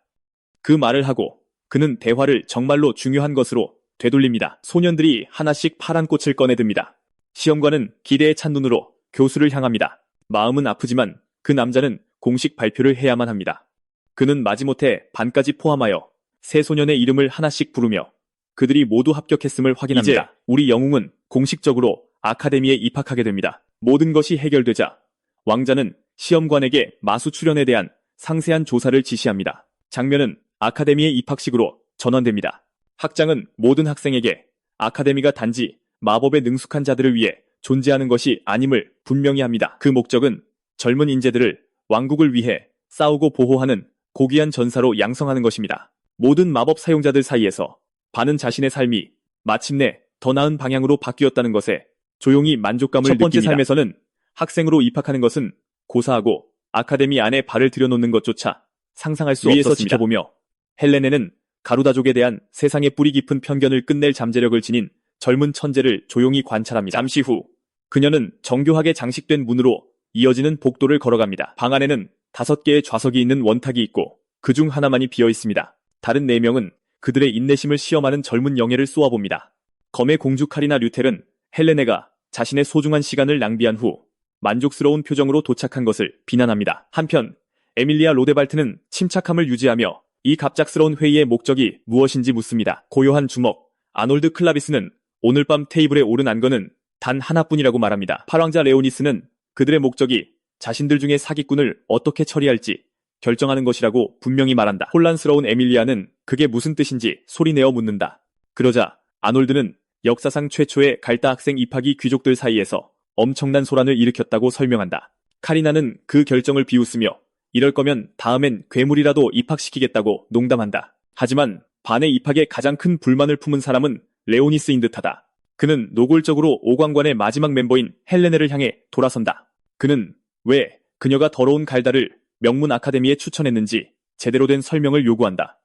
아카데미에는 왕국 전역의 귀족과 강력한 마법사들이 한 지붕 아래 모인다. 그들 같은 엘리트들 사이에서도 자존심 때문에 싸움과 분쟁이 일어나는 것은 흔한 일이다. 이러한 갈등을 관리하기 위해 오광관으로 알려진 5명의 학생이 아카데미에 대한 징계 권한을 가지고 있다. 레오니스는 헬레네 같은 지위의 사람이 왜 그런 어리석은 결정을 내렸는지 설명을 요구한다. 헬레네는 망설임 없이 반의 힘을 직접 목격했고 그의 재능을 인정했다고 대답한다. 하지만 거미는 강하다는 말과 갈다라는 단어를 한 문장에 넣는 것조차 힘들어한다. 그녀는 태어날 때부터 저주받은 자들이 전투에서 약하고 쓸모없는 존재일 뿐이라고 믿기를 거부한다. 차분하고 침착한 에밀리아조차 그것이 비논리적이라는 데 동의한다. 마법을 전혀 가지지 않은 종족이 싸움에서 버텨낼 수는 없다. 레오니스는 헬레네가 그런 기본적인 상식조차 부족한 것 같다고 거만하게 말한다. 헬레네는 그가 상식을 언급하자 발끈한다. 그녀는 상식이란 사람들이 생각하는 것을 멈추게 하고 어리석은 믿음을 남에게 강요하기 위한 변명일 뿐이라고 말한다. 레오니스는 한 여자가 자신의 권위를 깎아내리는 것을 감당하지 못하고 분노가 치밀기 시작한다. 그 순간 아놀드가 침착하게 실질적인 해결책을 제안한다. 그들은 반이 정말로 헬레네가 주장하는 실력을 가졌는지 시험해보면 된다. 레오니스는 즉시 그 생각에 흥미를 보인다. 그는 더 나아가 반이 시험에 실패할 경우 헬레네에게 굴욕을 줄 벌을 제안한다. 그가 무슨 꿍꿍이인지 확신할 수 없지만 자신의 선택을 과소평가하지 말라고 정중하게 경고한다. 그 말에 짜증이 난 카리나는 자신이 직접 그의 능력을 평가하겠다고 자원한다. 레오니스는 그 외부인을 짓밟으라는 전적인 승인을 내린다. 카리나는 헬레네를 지나치며 그 갈다 소년이 마음에 들었냐고 조롱하듯 묻는다. 카리나는 자신의 유일한 관심사가 헬레네의 오만한 태도와 함께 그녀가 아끼는 장난감을 박살내는 것임을 분명히 한다. 수업이 시작되고 일주일이 지나 반은 홀로 복도를 걷는다. 이따금씩 쏟아지는 시선과 조용한 적대감을 제외하면 일은 놀라울 정도로 순조롭게 진행되고 있다. 그는 지난 수업에서 교수가 자신을 창피 주려고 마법 이론에 대한 고급 질문을 했던 것을 떠올린다. 그 주제는 학생들의 수준을 훨씬 뛰어넘었기 때문에 모두 침묵을 지켰다. 성실하지 못한 교수는 애초에 갈다가 그런 질문에 대답하리라 기대하는 것 자체가 어리석었다고 주장하며 대수롭지 않게 넘겼다. 그는 반의 종족이 책을 읽는 것으로 그다지 유명하지 않다는 점을 들먹였다. 하지만 반은 그를 겸손하게 만들고 누가 위인지 보여주며 강의를 장악해 주름진 늙은 교수의 수업을 사실상 자신의 것으로 만들었다. 그 사건 이후 그에게 다시 속임수를 쓰려는 사람은 아무도 없었다. 갑자기 랄프가 점심을 같이 먹자며 등을 툭 치자 그는 현실로 돌아온다. 반은 그의 지지에 고마워한다. 랄프는 그가 무슨 말을 하는지 전혀 모르겠다는 듯 혼란스러워 보인다. 그러고 나서 둘은 함께 식당으로 향한다. 그곳으로 가는 길에 보라색 머리의 소녀가 갑자기 그를 부른다. 그녀는 마치 그가 제대로 인사도 없이 지나간 것이 터무니없는 범죄라도 저지른 양 진심으로 불쾌해 보인다. 두 사람은 진심으로 사과하지만 그녀가 그의 목에 칼날을 들이대자 반의 눈은 충격으로 커진다. 그는 그 미친 여자에게 뭐가 문제냐고 노골적으로 묻는다. 그녀는 자신이 더 우월하다는 듯한 미소를 지으며 갈다가 이마를 바닥에 대고 저라는 것은 당연하다고 주장한다. 반은 침착하게 둘 다 같은 아카데미의 학생이라고 대답한다.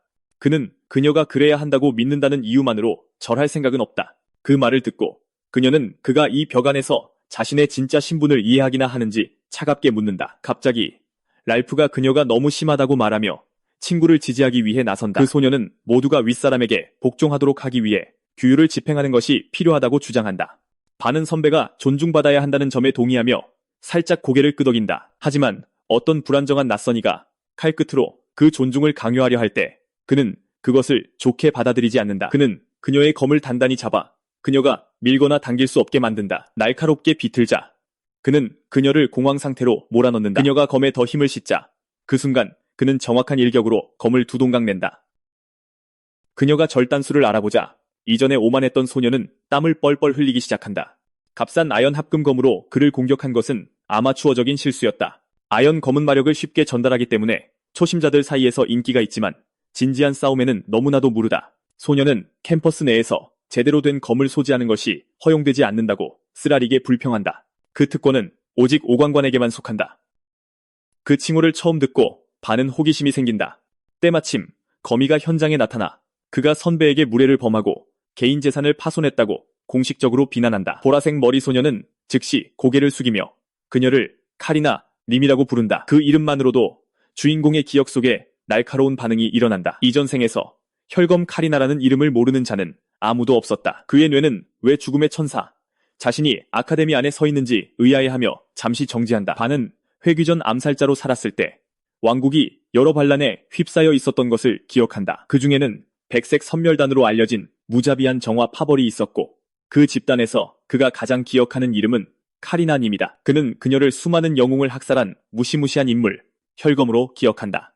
백색 선멸단을 쓸어버리기 위해 왕국은 막대한 희생을 치러야 했다. 그 모든 혼란은 결국 또 다른 파괴적인 분쟁, 즉 왕위 계승 전쟁으로 이어졌다. 반은 전장에서 카리나를 단 한 번 보았을 뿐이지만 그 한 번의 만남만으로도 그녀의 이미지를 기억에 영원히 새기기에 충분했다. 그 때문에 그는 왕국의 미래 최대 적수 중 한 명이 왜 이곳 명문 아카데미 안에 서 있는지 이해할 수 없다.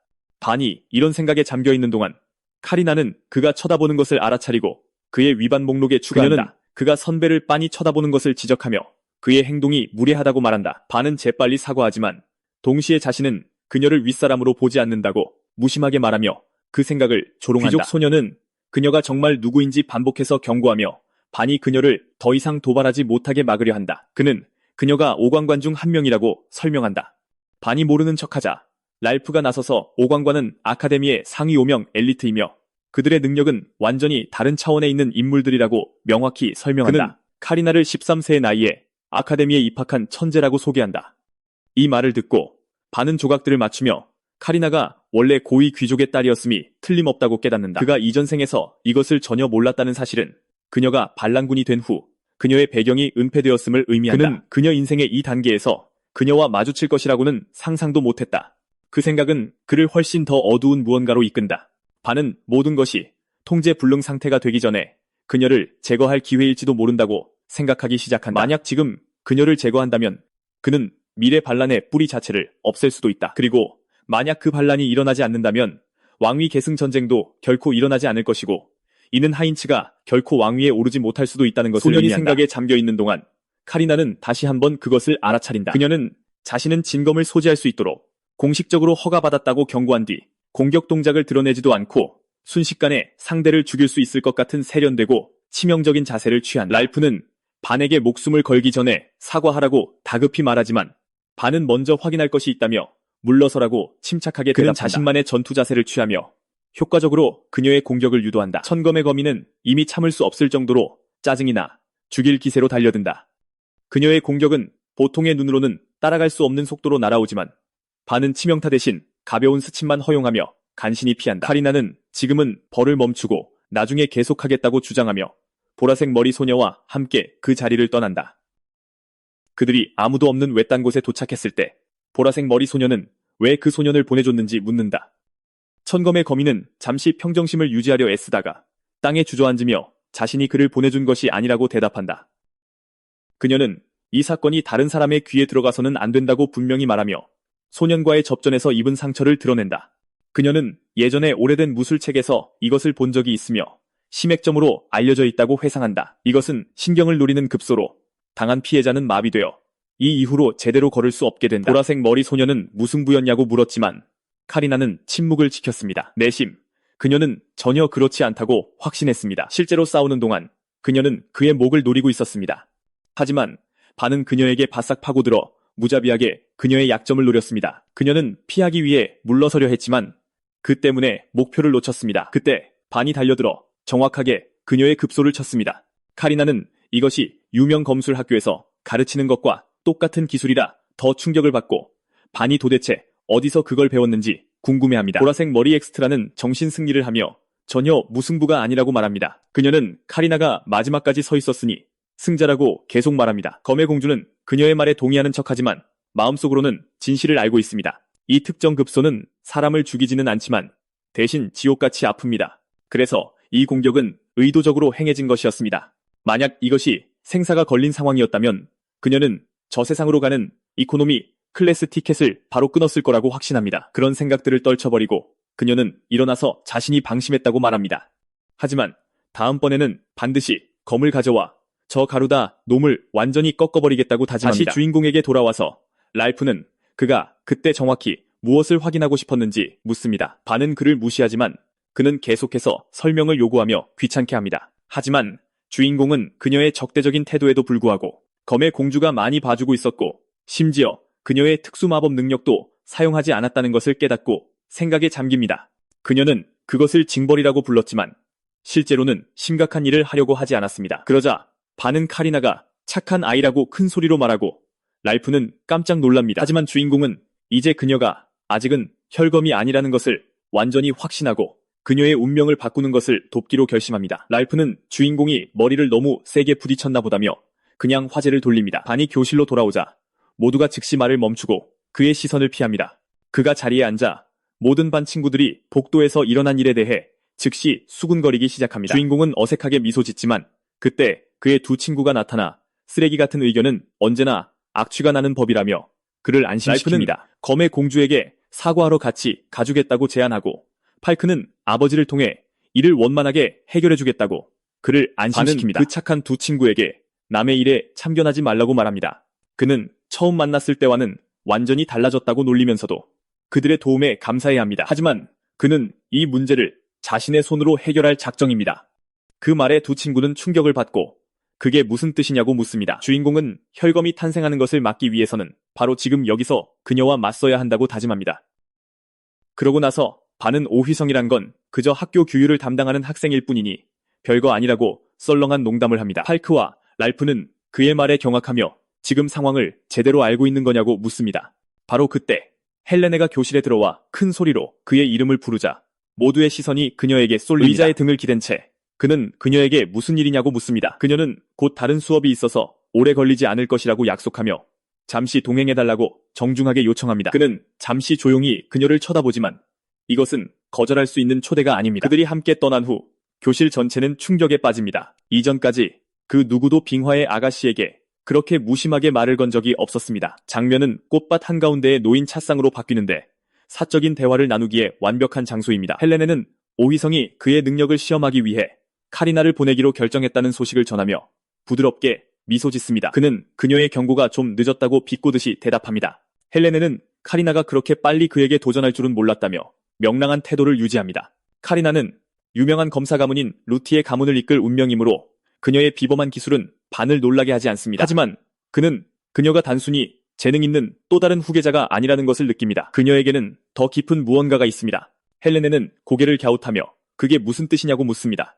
어떻게 표현해야 할지 몰라. 그는 그녀가 검을 단련하는 것 외에 인생의 모든 것을 포기한 사람처럼 느껴진다고 말합니다. 헬레네는 그 관찰에 눈을 살짝 가늘게 뜨고 그의 날카로운 통찰력을 조용히 칭찬합니다. 그녀는 카리나가 단순히 루티의 가문의 또 다른 귀족 자제가 아니라고 밝힙니다. 사실 그녀는 하녀와의 불륜으로 태어나 정식으로 인정받지 못했습니다. 그 인식은 그녀가 10살이 되었을 때 바뀌었습니다. 친선 대련 중에 그녀는 17살의 오빠를 완전히 압도했습니다. 그 당시에는 모두가 그녀의 오빠가 가문을 상속받을 것이라고 생각했지만 그녀의 압도적인 재능은 그들을 다시 생각하게 만들었습니다. 평생 원망과 질투를 받아왔음에도 불구하고 그녀는 결국 출신에 상관없이 가문의 차기 가주로 지명되었습니다. 이 모든 것을 들은 반은 헬레네가 외부인으로서 어떻게 그런 개인적인 세부 사항을 알고 있는지 궁금해합니다.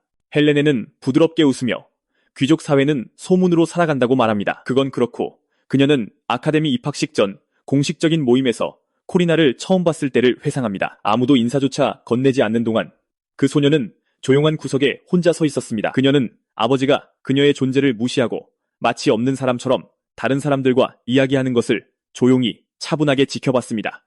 그의 사랑 부족과 무관심은 그녀의 텅 빈 영혼 없는 눈에 선명하게 보였습니다. 그녀가 그 소녀에게 얼마나 많은 관심을 보이는지를 보고 그는 왜 그때 카리나에게 다가가지 않았는지 묻습니다. 헬레네는 그렇게 간단한 문제가 아니었다고 설명합니다. 다른 강력한 귀족 가문의 후계자로서 끼어들기가 어려웠습니다. 그것은 슈타인헤르츠 가문이 루티의 가문의 내부 문제에 간섭하는 것으로 보입니다. 반은 귀족의 전통이 얼마나 피곤한지에 대해 진심으로 짜증내며 한숨을 쉽니다. 헬레네는 카리나가 아마 그날 밤을 기억조차 하지 못할 것이라고 말을 잇습니다. 그녀 가문의 정치가 펼쳐지는 방식으로 보아 그녀는 그 소녀가 결국 잘못된 길을 걷게 될까 두렵습니다. 반의 표정이 심각해지며 만약 그렇게 된다면 그녀는 어떻게 할 것인지 묻습니다. 헬레네는 주저없이 자신의 모든 힘을 다해 그녀를 막을 것이라고 대답합니다. 그렇지 않으면 그녀는 마음속에 묻힌 과거의 후회를 결코 씻어낼 수 없을 것입니다. 그 순간 모든 조각들이 제자리를 찾아가기 시작합니다. 그는 항상 헬레네가 역사책에 이름이 남을 전설적인 영웅이 될 잠재력이 있다고 믿었지만 이전 생에서는 그녀에 대해 들어본 적이 없었습니다. 그녀의 삶은 아마도 카리나가 자신을 잃은 후 그녀를 되돌리려다 짧게 끝났을 것입니다. 그의 생각을 읽은 듯 헬레네는 그녀에게 감상적으로 되지 말라고 경고합니다. 그녀는 여전히 무자비한 검사이며 주저없이 그를 베어버릴 뛰어난 실력자입니다. 주인공은 그것을 완벽하게 이해하며 이 대화가 자신에게 더 큰 동기를 부여했을 뿐이라고 자신있게 대답합니다. 그는 그녀의 눈을 똑바로 쳐다보며 그녀의 후회를 지워주겠다고 맹세합니다. 지난 생에서 카리나는 막을 수 없었지만 이번에는 그 위협을 근원에서 막을 기회가 있습니다. 그의 결심에 놀란 헬레네는 그 말을 듣고 다소 안심이 된다고 인정합니다. 그녀는 그가 자신을 도와주기를 바라고 있었습니다. 하지만 말만으로는 아무 의미가 없습니다. 그녀는 그가 정말로 그녀의 무적의 검술에 대항할 방법을 알고 있는지 물었습니다. 반은 그렇다고 그녀를 안심시키고 그것을 보여주기 위해 방과 후에 만나자고 무심하게 제안합니다. 그날 저녁 늦게 랄프와 팔크는 그를 찾아 숲으로 향합니다. 팔크는 이렇게 친구를 따라가는 것이 불편하게 느껴집니다. 한편 랄프는 그가 말도 없이 어디로 사라졌는지에 대해 엄청나게 의심하고 있습니다. 얼음 공주와 단둘이 숲으로 몰래 들어가는 것을 보고 궁금해하지 않을 수 없습니다. 팔크는 그것을 무시하고 화제를 바꾸려고 합니다. 바로 그때 그들은 얼어붙는 폭풍 한가운데 서 있는 주인공을 발견합니다. 그의 앞에는 헬레네가 봐주지 않고 있습니다. 고드름과 날카로운 얼음, 창의 폭풍이 무자비하게 그를 향해 쏟아집니다. 그들의 당황한 목소리를 듣고 그는 뒤를 돌아봅니다. 무자비한 얼음 공주는 타임아웃 따위는 믿지 않습니다. 그녀는 싸움 도중에 상대에게서 눈을 돌린 그를 벌하며 얼음 정원에 1000개의 가시를 풀어놓습니다. 거대한 두꺼운 얼음, 덩굴이 세 사람을 향해 쇄도합니다. 랄프와 팔크는 자신들의 인생 선택을 후회합니다. 그 순간 반은 완벽하게 집중된 단 한 번의 일격을 날려 전체 공격을 한 번에 깨끗하게 부숴버립니다. 그는 뻔뻔한 미소를 지으며 몸을 돌려 타이밍이 완벽하다고 그들에게 말합니다. 그는 여기서 진짜 상대를 찾기 힘들다며 허세를 부리며 헬레네의 편에 서서 자신을 공격하라고 그들을 초대합니다. 시몬이 들어와 카리나에게 인사한다. 카리나는 오늘 기분이 썩 좋지 않아. 전하께서 무슨 용무가 있으신지 단도직입적으로 묻는다. 시몬은 그녀를 재촉하고 싶진 않지만 결투에서 가루다를 어떻게 처리할 계획인지 궁금하다고 답한다. 카리나는 가볍게 고개를 숙이며 가문에서 요청한 물건이 마침내 도착했으니 곧 있을 일이라고 시몬에게 말한다. 그 말을 듣자 아나스타샤가 아주 무거운 관을 힘겹게 들고 들어오는 것을 본 시몬의 눈에 장난기 어린 빛이 스친다. 아나스타샤는 카리나에게 어디로 가져가야 할지 묻는다. 카리나는 침착하게 자기 방으로 가져가서 아주 조심스럽게 다루라고 지시한다. 시몬은 자기가 보고 있는 것을 거의 믿을 수 없다. 그토록 오래되고 유물 같으며 강력한 것이 바로 그의 눈앞에 서 있다. 카리나는 시몬에게 이 정도면 앞으로의 과업에 충분한지 고작 그런 가루다 하나를 죽이는데 너무 과한 것은 아닌지 묻는다. 하지만 시몬은 이 행사가 조용하고 단순한 것보다는 구경거리가 되기를 분명히 원한다. 그는 카리나에게 그녀 같은 사람은 인간의 모습을 한날 선 칼이며 그 힘과 기술은 제대로 된 무대를 가질 자격이 있다고 말한다. 그녀 같은 사람에게는 자신이 가진 숙련도를 모두에게 보여주기에 이 순간보다 더 적합한 무대는 없다. 한편 학생 게시판에 공고가 붙고 아카데미 전체가 금세 그에 대해 이야기하기 시작한다. 공고에는 오휘성 중 한 명인 카리나가 공공질서를 어지럽힌 것에 대한 처벌로 1학년 학생반에게 공식적으로 결투를 신청했다는 내용이 적혀있다. 소식은 순식간에 아카데미 전체로 퍼져나가고 학생들은 게시판 주위에 모여 서로 속삭인다. 모두가 이것이 평범한 결투가 아님을 알고 있다. 많은 이들이 조용히 이것은 준비된 죽음의 덫 같다고 말한다. 전투는 학생들이 흔히 초크링 아레나라고 부르는 왕립 아카데미의 대연병장에서 열릴 것이다. 이 아레나는 단순한 연습 장소가 아니다. 학생들 간의 공식 결투와 힘과 용기의 한계를 시험하는 특별한 시련에 사용되는 신성한 무대이다. 그러한 명성 때문에 아레나는 아카데미 내에서 큰 비중을 차지한다. 결투의 날이 마침내 다가왔을 때 공기는 긴장되고 불안하게 느껴진다. 아카데미 곳곳에서 학생들이 모여들어 관중석을 시끄러운 목소리와 호기심 어린 시선으로 가득 채운다. 아레나 중앙에서 반은 결투가 시작되기를 기다리며 조용히 몸을 푼다. 모두가 아카데미 역사상 가장 잊을 수 없는 결투 중 하나가 될 것이라고 믿는 것을 목격하고 싶어 하기 때문에 군중은 시간이 지날수록 점점 더 커진다. 랄프는 아레나의 분위기가 꽤 암울하게 느껴진다고 말한다. 포크는 왜 오늘 이렇게 많은 사람이 모였는지 이미 알고 있다고 답한다. 그들 모두 이것이 진정한 결투가 아니라는 것을 이해하고 있다. 랄프는 그 말에 혼란스러워 보이고 헬레네가 침착하게 그에게 설명해준다. 그녀는 이것이 결투가 전혀 아니라고 말한다. 이것은 처벌이다. 오휘성 중 한 명과 가루다 사이의 싸움이며 모두가 일방적인 학살로 끝날 것이라고 믿고 있다. 그것이 군중이 보고 싶어하는 것이고 바로 그 때문에 대부분이 이곳에 온 것이다. 랄프는 아마도 그것이 다른 사람들이 보는 일반적인 방식일 것이라고 답한다. 그러자 포크는 생각을 마치며 그들은 이미 반이 어떤 힘을 가졌는지 알고 있으며 그는 상식으로 잴 수 있는 사람이 아니라고 말한다. 헬레네는 위에서 아레나를 지켜보는 왕자를 쳐다보며 그조차도 똑같이 믿고 있는 것 같다고 조용히 말한다. 아니나 다를까 하인츠 왕자는 관중들 사이에 자리하여 침착한 주의력으로 모든 것을 관찰하고 있다. 시몬은 멀리서 그를 발견하고 왕자가 왜 이 결투를 보러 왔는지 혼자 궁금해하지만 명확한 답은 떠오르지 않는다. 아레나의 큰 문이 서서히 열리고 카리나가 무거운 관을 양손으로 들고 걸어 들어온다. 랄프가 그것을 본 순간 그는 걱정스럽고 혼란스러워 보이고 헬레네는 카리나가 이 싸움을 위해 정말로 엄청나게 강력한 것을 가져왔다고 설명해준다. 반조차도 자기 앞에 놓인 관을 보고 놀라움을 감추지 못한다. 그는 긴장된 농담을 던지며 아마도 그녀가 자신을 위한 관을 가져온 것 같다고 말하지만 그렇게 생각하는 것은 그녀 쪽에서 좀 건방진 생각일 수 있다고 덧붙인다. 카리나는 그 관이 곧 그의 죽음의 이유가 될 것이니 연기는 그만두라고 말한다. 그 말과 함께 그녀는 관을 열어 그 안에 보관된 여러 자루의 검과 구조물 내부에 밝힌 마법 영역을 드러낸다. 검의 관이라고 알려져 있다. 그것은 루티의 가문의 검성들이 대대로 물려준 휴대용 무기고이다. 포크는 믿을 수 없다는 반응을 보이며 왜 검성들이 그런 것을 만들 생각까지 했는지 궁금해한다. 카리나는 검 중 하나를 뽑아 반에게 똑바로 겨누며 그가 아카데미에 발을 들인 것을 후회하게 만들어주겠다고 선언한다. 이제 반은 더 이상 태어나거나 혼란스러워 보이지 않는다. 그의 표정이 굳어지며 수천 명의 관중 앞에서 그녀의 소중한 검의 관을 박살낼 때 후회하게 될 쪽은 그녀일 것이라고 대답한다. 그는 결투가 언제 시작되느냐고 묻는다. 카리나는 두 사람이 서로에게 똑바로 돌진하면서 이미 시작되었다고 답한다. 카리나가 예상하지 못한 것은 반이 그녀를 상대로 사용하기 시작한 엄청난 속도였다. 한순간 그는 멀리 서 있었는데 바로 다음 찰나에 그녀의 얼굴 바로 앞에 나타난다. 카리나는 재빨리 공격을 막아내고 반은 그녀의 반사신경이 좋다고 말한다. 사실 그녀는 혼란스러웠고 싸움을 지켜보는 다른 모든 사람들도 마찬가지였다. 그들 중 누구도 가루다가 어떻게 그렇게 빨리 움직일 수 있는지 이해하지 못한다. 군중 속 많은 이들은 그가 순간 이동 마법을 사용하고 있을 것이라고 추측한다. 그 설명은 학생들 사이에 빠르게 퍼져나가는데 그들에게는 다른 어떤 것도 가능해 보이지 않기 때문이다. 하지만 그들이 천민이라고 여기는 자가 마법을 전혀 사용할 수 없어야 하므로 그 생각은 불가능해야만 한다. 포크는 가까이서 지켜보며 반이 이 기술을 시전하는 것을 몇 번이나 봤지만 여전히 자신에게는 꼭 마법처럼 보인다고 인정한다. 헬레네는 침착하게 그를 바로잡아주며 그것은 마법이 전혀 아니라고 설명한다. 그 기술은 환영보라고 알려져 있다.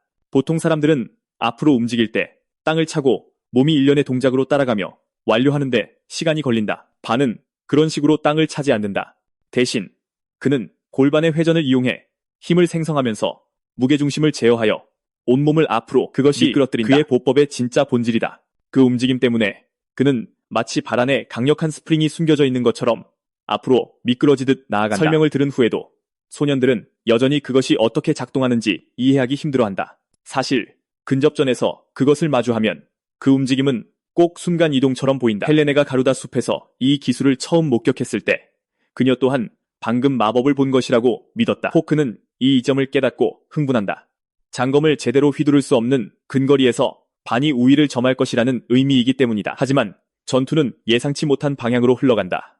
카리나가 갑자기 검을 들고 계속해서 돌진하며 반은 팔에 작은 상처를 입으며 후퇴할 수밖에 없게 된다. 카리나는 이미 그가 그녀의 칼날이 닿는 거리를 피하기 위해 가까이 붙어 있으려 한다는 것을 깨달았다. 반이 예상하지 못한 것은 장검에는 손잡이 근처에 리카소라고 알려진 날이 서지 않은 부분이 있다는 것이다. 하프 소딩이라는 기술을 통해 검사는 한 손으로 리카소를 잡고 근거리에서도 검을 제어할 수 있다. 랄프는 이 기술이 전장에서 사용된다는 말을 들은 기억이 있지만 귀족 아가씨가 스스로 훈련하여 시전할 것이라고는 전혀 예상하지 못했다. 포크 또한 카리나를 차기 검성이라고 부르는 소문이 빈말이 아니라 그녀의 진정한 운명을 엿보는 것일지도 모른다고 이해하기 시작한다. 헬레네는 예리한 주의력으로 싸움을 계속 관찰한다. 그녀의 생각에 이 결정은 반 같은 사람을 상대할 때 여전히 위험한 수처럼 느껴진다. 카리나가 다시 한번 둘 사이의 거리를 좁히자 반은 재빠른 주먹으로 응수하여 그녀를 가격하고 살짝 뒤로 밀어낸다. 그는 거기서 멈추지 않고 다시 한번 앞으로 돌진하여 공격을 압박한다.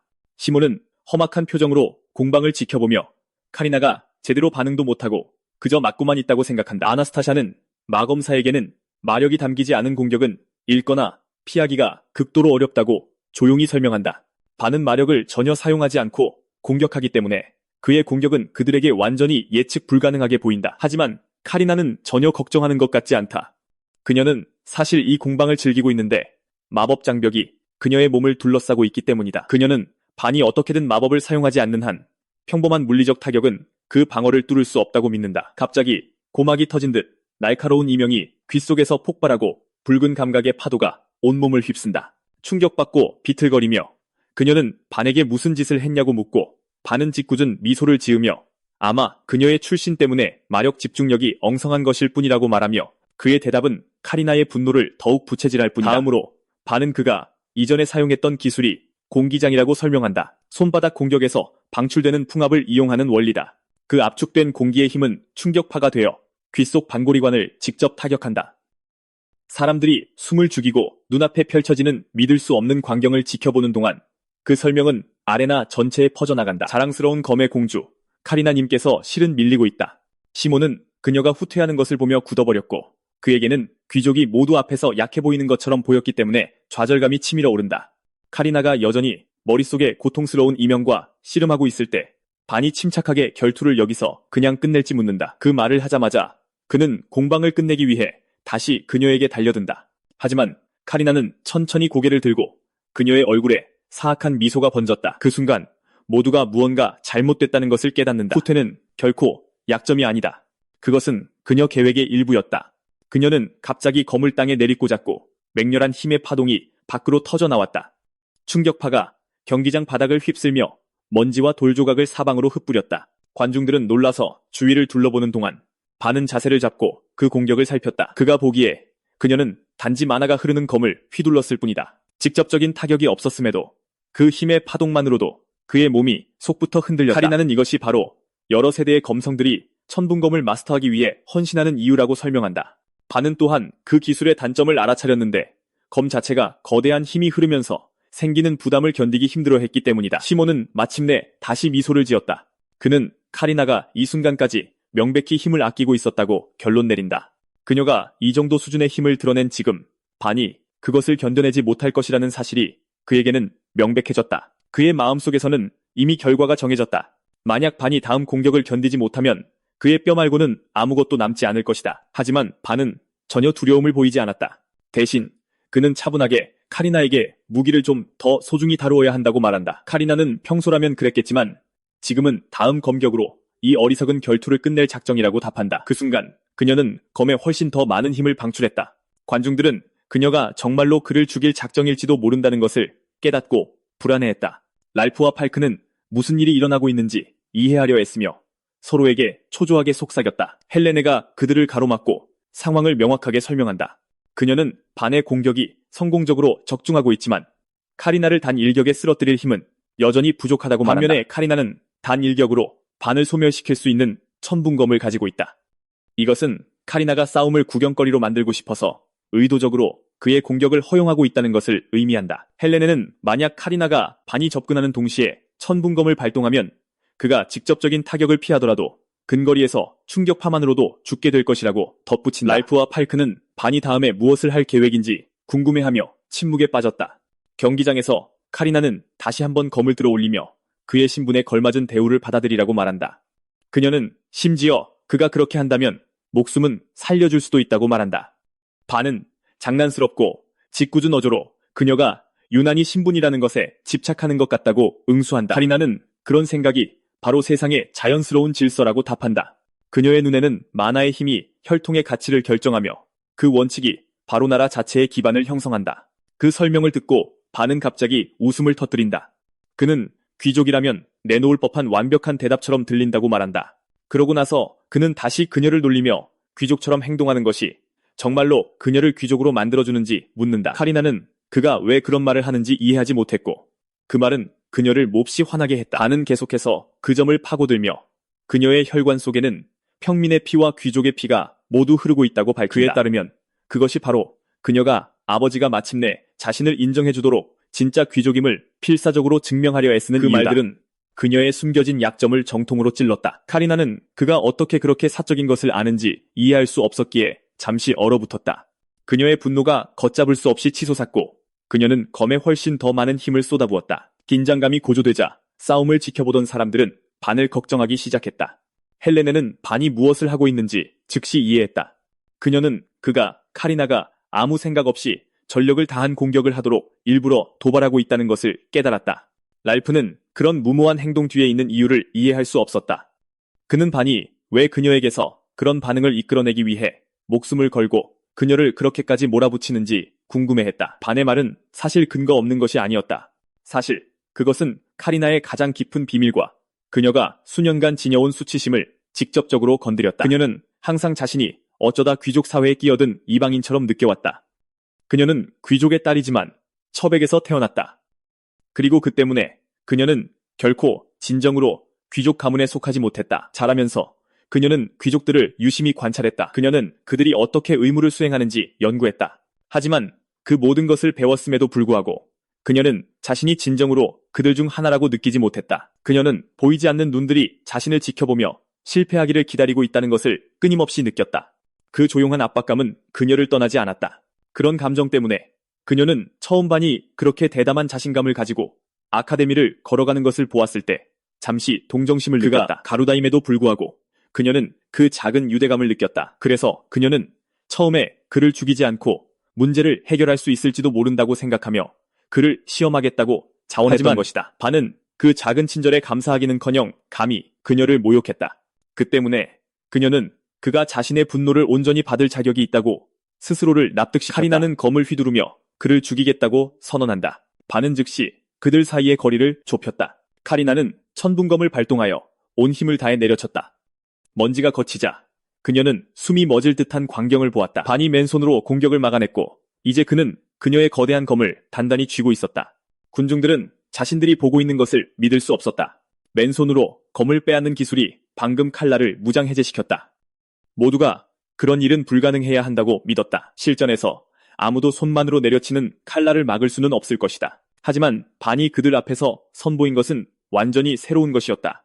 먼저 그는 떨어지는 칼날과 손의 상대 속도를 가능한 한 가깝게 맞춘다. 그리고 접촉이 일어나는 순간 그는 그 기세를 꺾기 시작한다. 검이 완전히 휘둘러지기 직전에 아주 짧은 순간에 그는 무릎을 굽히고 땅으로 가라앉으며 그 힘을 분산시키고 흡수했고 그로 인해 경기장 바닥에 금이 갔다. 그 기술은 제로식 파악법으로 알려진 정지문양이라는 이름을 가지고 있다. 그것은 그가 예전에 숲속에서 헬레네의 얼음창을 땅에 박아 넣을 때 사용했던 것과 같은 방법이다. 반은 놀리는 어조로 미소 지으며 천분검은 분명 엄청난 기술이지만 자신은 그 뒤에 있는 힘을 없애는 방법을 이해하고 있을 뿐이라고 말한다. 카리나는 그런 것은 불가능하다고 소리친다. 그 짧은 순간 감정이 마음속에서 휘몰아치면서 그녀의 방어가 허물어졌다. 반은 그 기회를 포착하여 그녀의 심장을 직접 공격했다. 그 충격에 그녀는 뒤로 날아가 몸이 등 뒤에 관에 부딪혔다. 그녀가 쓰러지자 결국 경기장에서 무릎을 꿇은 채로 멈춰섰다. 그녀는 방금 일어난 일을 믿기 힘들어했다. 무릎을 꿇게 된 천검의 공주를 바라보며 모든 군중이 숨을 죽이고 침묵에 빠졌다. 일부 관중들은 이것이 가루다족의 진정한 힘이 아닐까 생각하기 시작했다.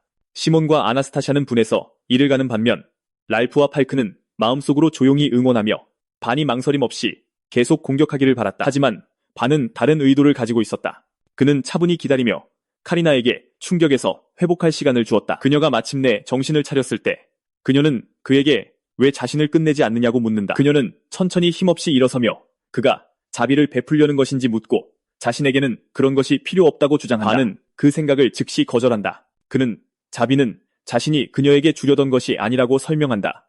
동시에 그는 진정한 힘으로 싸우지 않는 귀족 아가씨를 괴롭힐 생각도 없었다. 그가 진정으로 원하는 것은 그녀가 가진 모든 것을 드러내는 것이다. 그는 그녀에게 진짜 카리나를 보여달라고 말한다. 그의 말은 모욕처럼 다시 한번 그녀의 자존심을 건드렸다. 이에 대한 반응으로 카리나는 관 속에 숨겨진 모든 힘을 해방한다. 그녀는 안으로 손을 뻗어 나라 전체에서 가장 유명한 무기 중 하나를 꺼내든다.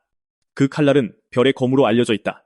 이것은 극도로 얇고 유연한 금속으로 만들어져 부자연스럽게 휘고 움직이는 스프링 검이다. 반은 전생에서 이런 무기가 학살의 검, 블러드 체인 프룰렛이라는 이름으로 알려져 있었다는 것을 잠시 떠올린다. 카리나는 단호한 결의에 찬 눈으로 그를 쳐다보며 오늘 이 자리에 서기 위해 자신이 무엇을 희생했는지 똑똑히 보여주겠다고 선언한다. 이것이야말로 반이 기다려온 바로 그 순간이었다. 카리나는 만약 그가 진정으로 자신의 전력을 보고 싶다면 기꺼이 보여주겠다고 선언한다.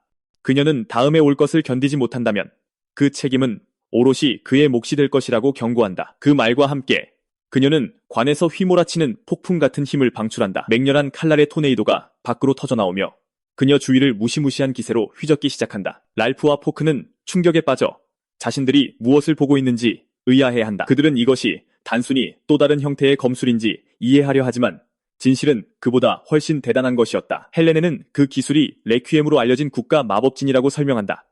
그녀는 그것이 리티의 가문에서도 극소수만이 도달할 수 있는 궁극의 기술이라고 말해준다. 마법을 통해 검의 유연성을 증폭시키고 칼끝을 초음 속으로 앞으로 나아가게 하는 것이다. 반은 눈앞에서 형성되는 맹렬한 토네이도를 지켜본다. 회전하는 폭풍은 마치 그의 눈앞에서 끝없이 회전하는 원형창의 춤처럼 보인다. 카리나는 그 공격의 이름을 원무창의 춤이라고 밝힌다. 그녀는 그 영역에 들어온 자는 누구도 살아남을 수 없다고 말한다. 불꽃이든 번개든 육체든 칼날이 춤을 추기 시작하면 모두 같은 운명을 맞이한다. 그녀는 또한 그 영역이 곧 경기장 전체를 뒤덮을 때까지 확장될 것이라고 경고한다. 만약 반이 두렵다면 그냥 패배를 인정하고 도망치면 된다. 그녀는 그 정도 도망칠 기회는 줄 만큼 관대하다고 말한다. 만약 그가 고집스럽게 경기장 안에 남는다면 그의 흔적은 아무것도 남지 않을 것이다. 뼈 한 조각조차 남지 않을 것이다. 반은 조금의 두려움도 보이지 않고 그녀의 말을 듣는다. 그는 자신이 대신 다가갈 테니 굳이 공격 범위를 넓힐 필요는 없다고 차분하게 대답한다. 그러고 나서 반은 잠시 눈을 감는다. 다시 눈을 떴을 때 그는 새로운 것을 알아차린다. 토네이도는 믿을 수 없을 만큼 빠르게 움직이지만 완전히 보이지 않는 것은 아니다. 희미한 움직임의 선들이 공중에서 아른거리고 마침내 그는 칼날의 경로를 볼 수 있게 된다. 그 순간 그는 타키사이키아라는 기술을 발동한다. 이것은 극심한 스트레스 상황에서 뇌가 갑자기 처리 속도를 가속하는 기이한 현상이다.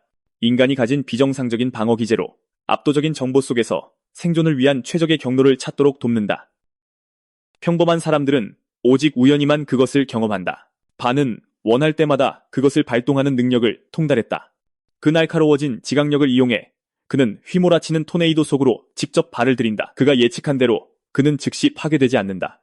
대신 그는 베이지 않고 폭풍 속을 헤쳐나간다. 시몬은 반이 얼마나 쉽게 공격을 막아내는지 알아차리고 왕자조차도 점차 혼란과 매혹에 빠져 지켜본다. 반은 이미 그 무기의 원리를 이해했다. 스프링검에서는 무게 중심이 항상 칼끝에 머문다.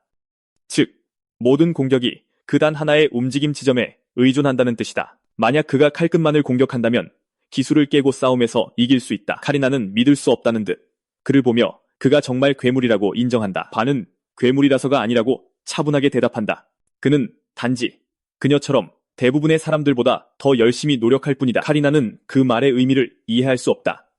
반이 말을 계속하자 그녀의 분노가 다시 치밀어 오르기 시작한다. 그는 그녀에게 스프링검은 스스로 사용자를 선택한다고 말한다. 진정한 경지에 이르지 못한 자는 결국 그 칼날에 자신의 몸을 베게 될 것이다. 검사의 혈통으로 태어나는 것만으로는 결코 그런 무기를 제어할 수 없다. 그러고 나서 그는 그녀에게 그 검한 자루를 마스터하는데 몇 년을 쏟았는지 묻는다.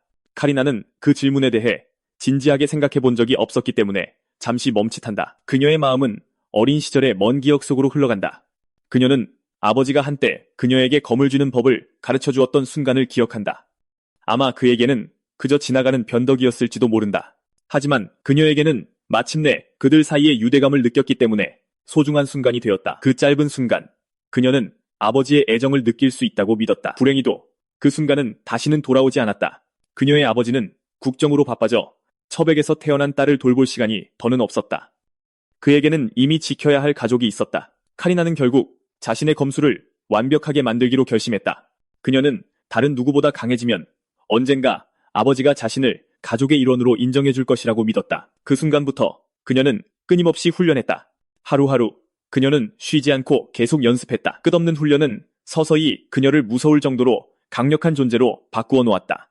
어느 날 그녀는 마침내 많은 증인들 앞에서 이복 오빠를 물리쳤다. 그 승리 이후 그녀를 향한 조용한 시선들이 사라졌다. 하지만 그 대가로 그녀는 다른 사람들의 끊임없는 두려움과 원망 속에서 살기 시작했다. 심지어 그녀의 아버지조차 불안한 눈으로 그녀를 보기 시작했다. 그가 한때 보였던 희미한 동정심은 완전히 사라졌다. 그는 그녀를 정식 후계자로 인정하고 첩의 소생임에도 불구하고 자신의 딸임을 인정했다. 하지만 그 진실은 그가 감당하기에 너무 무거워졌다.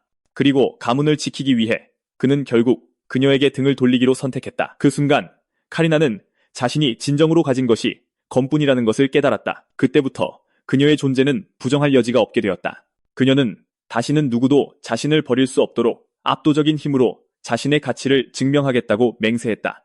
그것이 그녀가 아버지와 가문으로부터 인정을 받을 수 있다고 믿었던 유일한 길이었다. 다시 경기장으로 돌아와 카리나는 반이 그런 것에 대해 대체 뭘 알겠냐고 따져 묻는다. 분노가 그녀를 앞으로 밀어붙이고 그녀는 다시 그에게 달려든다. 그녀가 공격하는 동안 휘몰아치는 칼날이 그의 몸에 몇 군데 작은 상처를 낸다. 하지만 이제 그녀의 움직임은 약간 더 느리고 제한적으로 보인다. 반은 그녀의 공격에 작은 틈이 생기는 것을 알아차린다. 그는 물러서는 대신 앞으로 나아가 다시 거리를 좁힌다. 카리나는 그의 결정에 혼란스러워진다. 다른 모든 사람들이 항상 그녀의 검이 닿는 곳에서 도망쳤는데 왜 그가 감히 자신에게 다가오는지 의아해한다. 그녀는 마법을 전혀 가지지 않은 남자가 왜 물러서기를 거부하는지 이해할 수 없다.